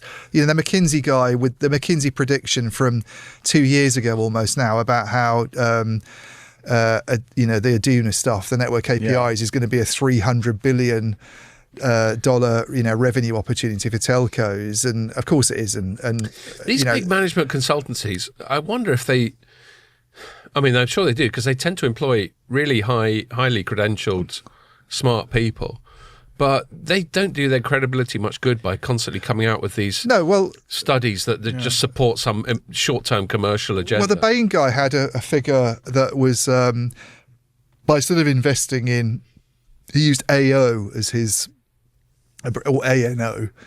And I was like, what's AO? ANO. AO is autonomous operations and ANO is autonomous network operations. But it's this idea that... we're GitOps. It's this TM forum. Well, that is a proper thing at least. But it's this TM forum idea that you can go from like a level 0 network, which is one where there's engineers in every bit of the process and it's all completely manual, to level 5 where basically the machine just does it and you don't need anybody there. Just go to the pub. And you can get to the pub.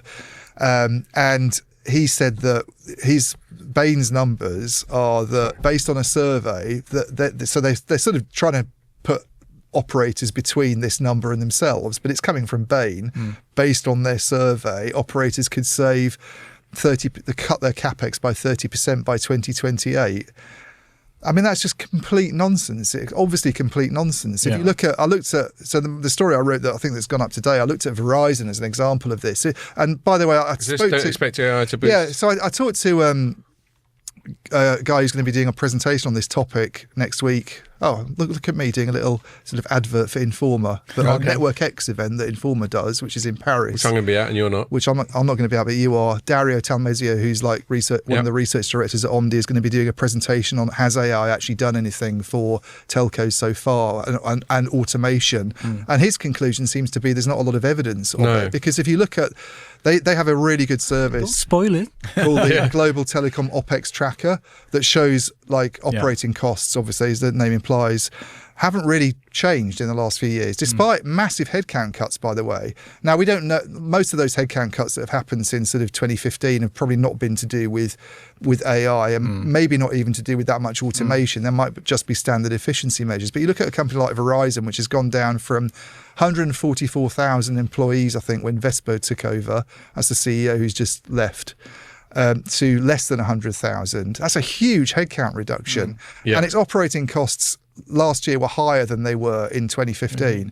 They were quite substantially higher. That's interesting. And maybe that's why it's cleared off. So, which is our last segment. So this whole thing about like the idea that automation taking staff out, I think, will necessarily lead to massive savings to telcos. I don't think there's much evidence that it will. No. I mean, for staff costs are only about a quarter of operating costs anyway. For an operator. And what they tend to do is they take these like full-time employees out and replace them with contractors. You end up paying loads in severance costs. I mean, to be realising the kind of savings that this guy's talking about, a sort of 30% saving, they have to be gutting the entire workforce, not just the technical, not just these guys who are using words like ontology. But that's really fucking wound you up. But people in sales and marketing and all sorts of other departments as well, and not replacing them with contractors, and then accepting the risk of doing that because you've got nobody then involved in the decision making. Yeah. It's all total bullshit. In Mark Sanders' defence, who it doesn't mean me to defend him because he's chief architect at Telstra, so he presumably knows a thing or two. Just to refine the reason this bit of jargon came up, and the reason I latched onto it, is he's basically going, look, that even now, even AI as it is now, is not useful enough to telcos. They bring it back to telcos. It's not useful enough, which is why we need fucking knowledge layers or whatever I said a minute ago. It won't stay in my head. Knowledge planes, that's it. This stuff's so arcane it won't stay in my head. Knowledge planes. Yeah, that's why we need knowledge planes, and next year's a year of ontology. That's his jargony way of going.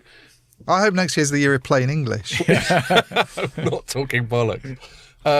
No, but I think that was his way, reading between the lines, his way of going, look, let's just cool our jets a little bit. Next year's got to be the year, having got all carried away this year, where, I mean, he talked, he had a little chart, I didn't take a photo of it, I didn't put it in my thing, but he had a little chart about the progress towards levels of automation for networks.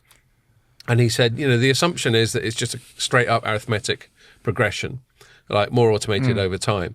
But he said, what happens in practice, you're like this, William, what happens in practice is a series of S-curves. Excellent. So you get an S-curve where you'll go up in automation, but then when you reach the end of that S-curve, you get a reality check where everyone goes, hold on a minute, and they have to recalibrate and they have to work out what worked and what didn't. Yeah. And then the next S-curve, the start of it, is significantly lower down the level of automation than the peak of the previous S-curve. Right. And so that's the progression is sort of S-curve steps. Anyway, so I think the ultimate point he's trying to make is, you know, this shit's difficult and operators are going to be very hesitant to over-automate for lots of very good reasons, which are not lost on us dystopian AI types. One problem I have with this, because I can buy into this argument that, humans can't do it quickly enough because there's so many configuration changes happening that we need to have machines in the loop. It's like, well, they've coped so far, haven't they? Yeah. Exactly, and the networks. I mean, this is what I never really understand. This thing, it's like the networks are falling over, thing, isn't it? And that's always things. But to William's point about data growth and whizzing new services coming on, what do they expect is going to happen over the next 5 years? That all of a sudden, what's good point? We need to replace these humans who can't do it quickly enough and keep up with things. But then we're in an industry, so you know we speak about it quite a lot. You know, why do people bother to advertise with Light Reading or Telecoms.com, or why do people bother to take on William as a consultant? Or I'm not sure exactly what you're up to these days, apart from writing books.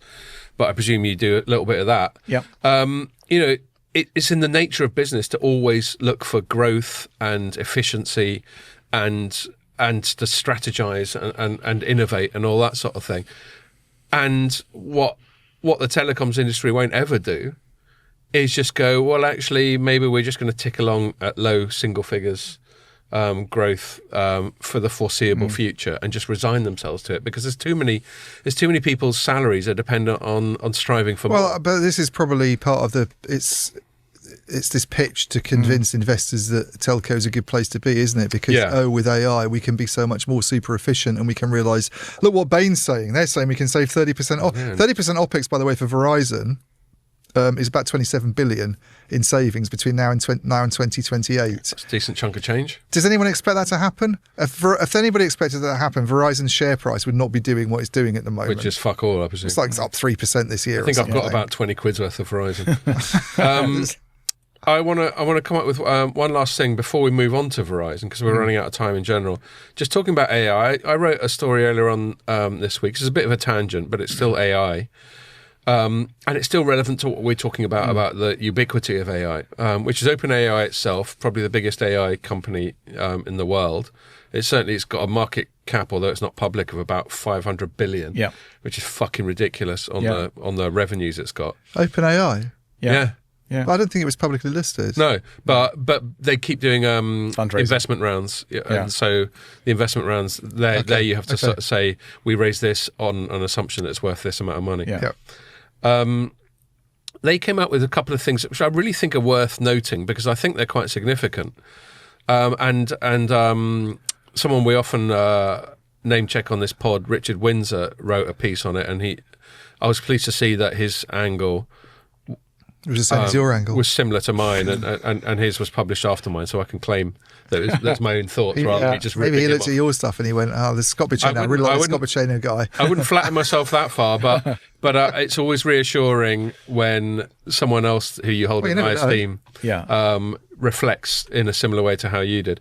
Anyway, so they had some big news where they just keep getting money off people like Nvidia and AMD, and there's a weird sort of self-inflating bubble concern there because they promise to invest money in AMD as long as AMD promises to invest money in them, and it's all very circular. Yeah. It's all very incestuous, I would say. It's all very incestuous, yeah, totally. Anyway, they had that news, but at the same time they had a developer conference where they announced new tools, and two of them I thought seemed really significant. Tools, yeah, developer tools. Not the euphemism for a knob. If that's what you're smirking about. He's such a fucking child. And one was I can't remember what the name of it was. I'm going to try and use a word other than tool and avoid eye contact with Ian because we're several beers in now. It's called Apps in ChatGPT. It's basically a really close integration between GPT and apps, one of which was, for example, Spotify, where now if you're using ChatGPT anyway, you can go, I want a Spotify playlist. You could have one to help you cycle around the country, wherever it is you do, and give you the motivation. And now it's just seamless. So the point is the seamlessness. Now GPT is much more embedded in these apps that have chosen to get on board. And so the initial ones were, as well as Spotify, Booking.com, Canva, Coursera, Expedia, Figma, and Zillow. And then there were a bunch of others, including Uber, who are going to be in the next tranche, and TripAdvisor and Peloton before the end of the year. And so I thought that was one little sign of the growing ubiquity of this stuff. And then the other... what are they doing with them exactly? So basically, you can now access those apps via ChatGPT, but there's a close API connection between them. Why would you want to? Well, that's another question. I'm just saying you can, and some people will. But the reason I bring it up, I don't want to, and I actually never use ChatGPT or any Gen AI. So if you did a music app, like I don't know if you mentioned Spotify in that list, but does that mean, because Spotify is pretty voice activated anyway, you can sit in someone's house and go play this on Spotify and it comes. No, good point. I mean, if your point is if it ain't broke, don't fix it, you're getting no counter argument from me. Yeah, but I think I can just imagine that things like ChatGPT, thanks to things like this, and the other one I'm going to mention in a sec, will become even more ubiquitous. And that's maybe the only you can real say point things like, I'm feeling angry, play me some angry music now that'll suit my mood at exactly this time. You never know. And you can extrapolate it down. So maybe at this stage it's a straight transactional thing, like ChatGPT makes Spotify do this. But we're talking about while we're imagining in 10 years' time we're all going to have helicopters coming out of our heads or whatever it is they're saying. Private aircraft in every household. Yeah. Maybe in a few years' time, Spotify won't wait to be prompted. It will just know, and it goes, Scott, I can sense that you got the arsehole. Here's some sort of calming Pink Floyd to keep your emotions under control. Anyway, it sounds just like a bit of an evolution of the assistants that we already have on the phone, Siri and other things like that. Totally. But it's where I think these big Gen AI companies. So it's more the companies. This is more a sort of. I wrote a thing earlier on this week about some forecast about how nearly all software purchases by enterprises are going to be done through hyperscalers from now on, i.e. people are doing their software purchasing through AWS or Google Cloud or Azure. Oh, that sounds good. Rather than directly. Yeah. So this is the broader theme I'm talking about, is all, to use that horrible word we all agree, digital interactions increasingly becoming concentrated in the hands of a few mega companies, whether it's AWS or whether it's OpenAI. Yeah. And OpenAI has obviously got heavy overlap with Microsoft as well. And Google has obviously got Gemini and all that. So we can imagine an oligopoly of less than 10 American hyperscalers if we throw people like OpenAI into the equation. Just intermediating almost everything we do in the digital domain, which I think is a bit scary. And then the other tool, Ian, that was announced was where is it? Agent Kit. And so this is like a really sort of WYSIWYG, easy way of creating agents. And again, so any other company, it could be Informa, it could be whoever, it could be you or me. We can just create an agent using this thing called Agent Kit. And I'll do this sometimes when I'm talking about my own journalism. I'm going to read my own paragraph back. I said, it's this sort of thing that gets our dystopian spider sense tingling, as it's easy to envisage a near future with millions of AI agents taking jobs, interacting with each other, and generally running the world with increasingly limited human input. The genie seems to already be out of the bottle, however, and Agent Kit is likely to further accelerate this trend. So that was just the point I wanted to make there. It is a bit dystopian. I mean, in the aim of balance, I said this does seem useful. I'm not having a go at OpenAI. Yeah. This does seem like useful shit.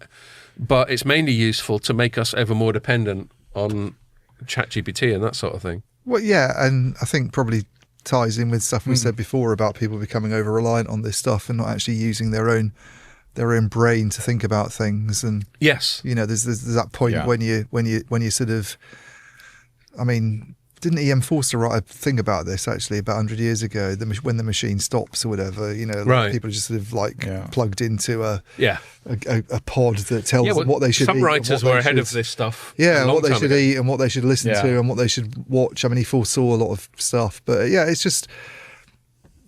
I mean, it'd probably have a Scarlett Johansson voice, won't it? And I can fall in love with it as well. And and you won't. You'll keep fighting it. If it's in Black Mirror, it's going to happen. Yeah, and the frightening thing is, I think. People like The Economist have published sort of surveys that ask the general population, essentially, do you believe everything that AI says? And an astonishing number do. Yeah. Essentially, they'll say... People are quite suggestible. Yeah. Yeah, well, that's. I think that's one of the reasons why we're in the political mess that we're in, actually, is because of a lot of the AI-infused social media stuff that you get coming out at the moment. I was chatting with a mate of mine about... he's very lefty, and I'm, for want of a better designation, libertarian. And we were both agreeing that actually his brand of leftism and my libertarianism have a lot in common. And one of the biggest things they have in common is this skepticism and distrust of the state and whatever we're told. And we both kind of agreed that maybe, I don't know if people have heard of a thing called political compass. Political compass attempts to put into two dimensions the one-dimensional left-right thing. Okay. And they put an authoritarian libertarian axis in there, which I don't necessarily agree is necessarily the best second dimension. But we were saying maybe a third dimension is skeptical versus suggestible or acquiescent or just meek. Yeah. And journalists, I think by definition, if you're a journalist, you're not skeptical, you're in the wrong fucking job. Yeah. You, William.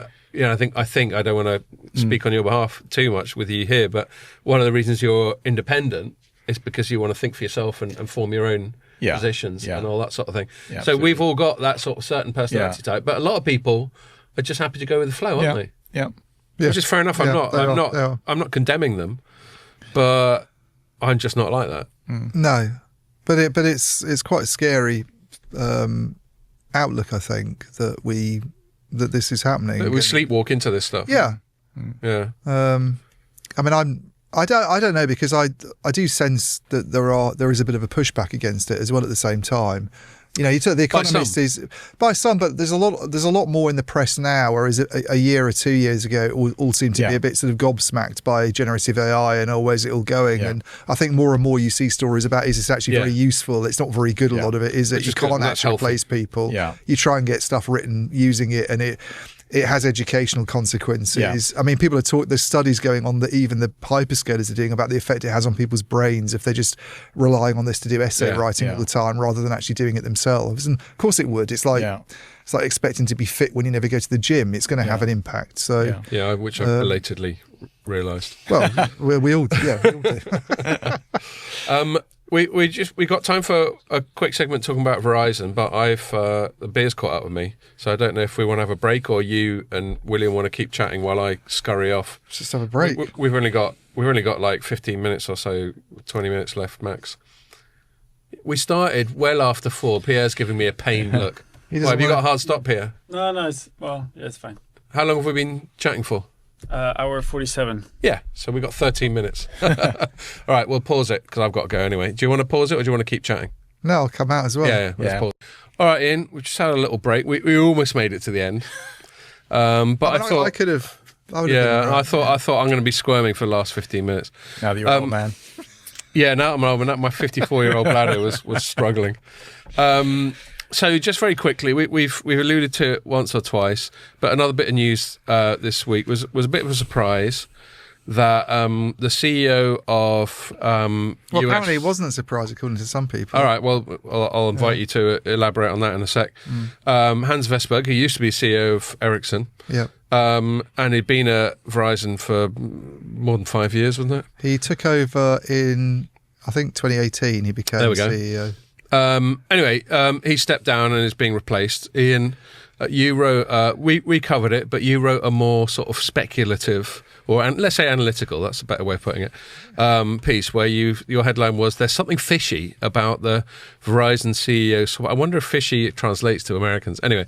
Well, our stuff gets edited by Americans, so they didn't change that. And they normally pick me up on like English words. Yeah. Okay, so why was there something fishy about it, Ian? Well, there was something fishy about it because I don't think anybody saw it coming. Even though a bunch of analysts came out afterwards and went, "Oh, this isn't really very surprising. It was all to be expected." And the obvious, the thing whenever a CEO leaves, you always automatically think, did they leave of their own accord or were they pushed? And you assume that people don't relinquish power willingly. Yeah, you do. But the ones where it seems to be a lot smoother are certainly the ones where the press release goes out and it's like he's going to leave in 2 months' time. Is usually, and then succession planning type. And I think when Nokia's CEO left earlier this year, it very much actually did seem to be a case of I've had enough of this. I've been doing these. I've been doing this sort of stuff for too long. Yeah, I think we have to say that at face value, weren't we? Yeah. And similarly with Lal McAdam, who was actually I think in his early 60s or mid 60s when he left. When Vestberg took over, there was like this. The releases were quite different. It's like it goes out in May. He's leaving at the end of June or July or whatever, and his replacement will be this. And this is all part of succession planning. Hans Vestberg had gone by the time they sent out the press release. You know, it's effective. It was a done deal. Effective immediately. Yeah. The guy who's replaced him is not someone that they brought in from outside who's worked in telecom before. It's the guy who's on the board of directors, which is quite unusual in itself, I think, to have that person sort of step in. It's usually like an emergency thing that happens when that goes on. Hasn't worked in telecom, by the way, since 2010. Last worked for a company called Sprint Nextel. Yeah. Ever heard of those? I know. I agree with your analysis there as an emergency step in because, of course, he's a known quantity and he's familiar with the company. The only exception I'll make to that is Ericsson itself. When Vestberg left, Boye Ekholm was already a member of the board. He was, but Vestberg was forced out. Yeah. He didn't go because he. Okay, let's fair be enough. honest. But then if Ekholm was an emergency replacement, he's fucking hung around for. Oh yeah, I know. I mean, usually I think it's not someone who. Who's like on the board. But largely, I agree with you. It makes you. And then I think because people are going to go, well, this looks all a little bit sudden, and what's going on here? They've had him stay on as a special advisor until this time next year, which really doesn't actually mean very much. No. I don't think. I think Ericsson does that as a matter of course these days. When it sacks people, they kind of stay on as special advisors so that nobody asks any of those questions about what were they doing wrong, and they're not just suddenly off out, like moaning about them on LinkedIn and shit. Yeah, so it's basically a sort of gilded. Gardening leave, isn't it? Yeah, and that's why I think there's something fishy about it. And by the way, I don't claim to have got to the bottom of what the fishiness is in my story. I just think that there's maybe that doesn't need to stop you speculating. There's maybe something else here that has come to a head, because even if they decided they weren't particularly happy with him and there'd been those discussions, it would look a bit smoother than it has, and it makes you wonder whether something's all of a sudden come up.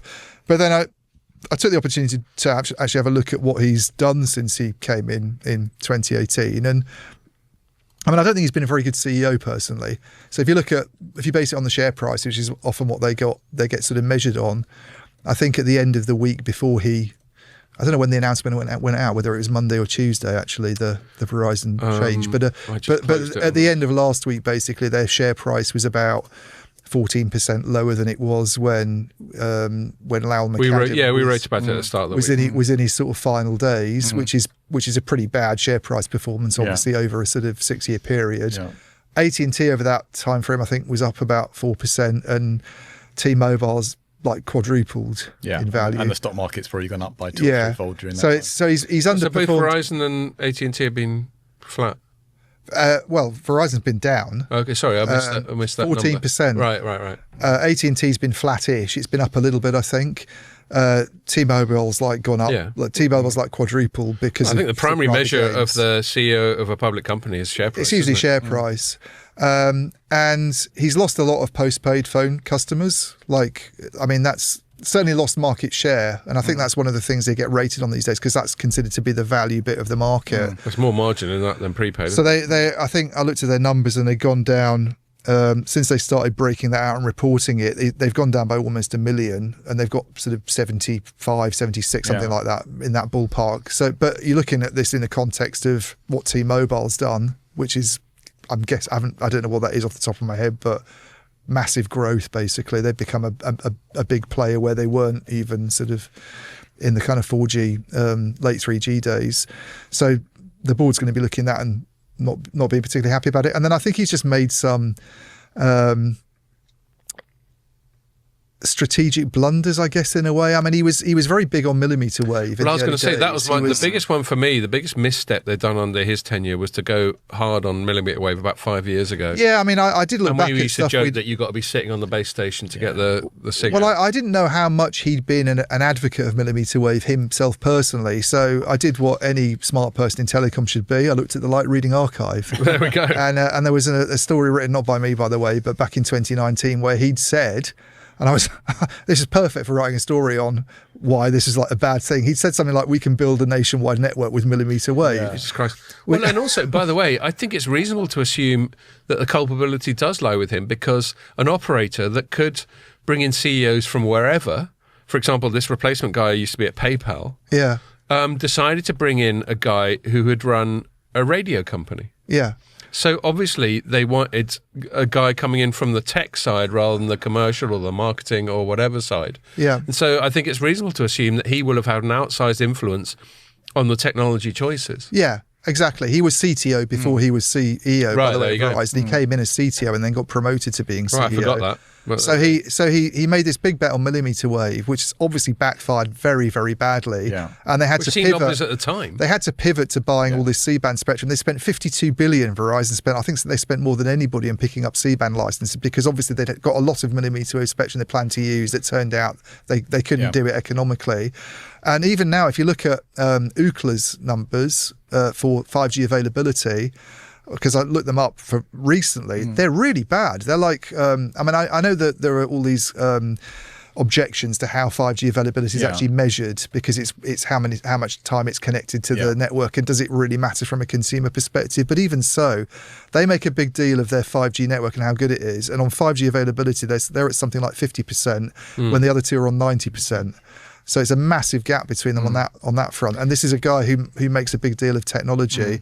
And then if you look at their main metrics, I mean, their net debt's really high still. It's actually gone up since the Lowell McAdam days. It's that's a figure that is, I think it's up at sort of 116 million or something. Blowing it on these auctions. The auctions have obviously not helped them to get that down. Their revenues are, I think it's like 131 billion. I think it was in in the sort of Lowell McAdam days, 135 billion. They've got the costs. They've sacked a huge number of people. We were talking about this earlier. They've gone down from 144,000 employees to 99,000, but it hasn't really made that much difference to operating profits. So it's not like they're massively more profitable. And I guess, I think Roger Entner, who wrote a piece for us as well, who's an analyst in America who did something for Light Reading, was saying, and some other analysts, that maybe there's a feeling there needs to be more of a focus on subscriber growth and like reclaiming what they've maybe lost to companies like T-Mobile. But T-Mobile's obviously kicked ass in the States.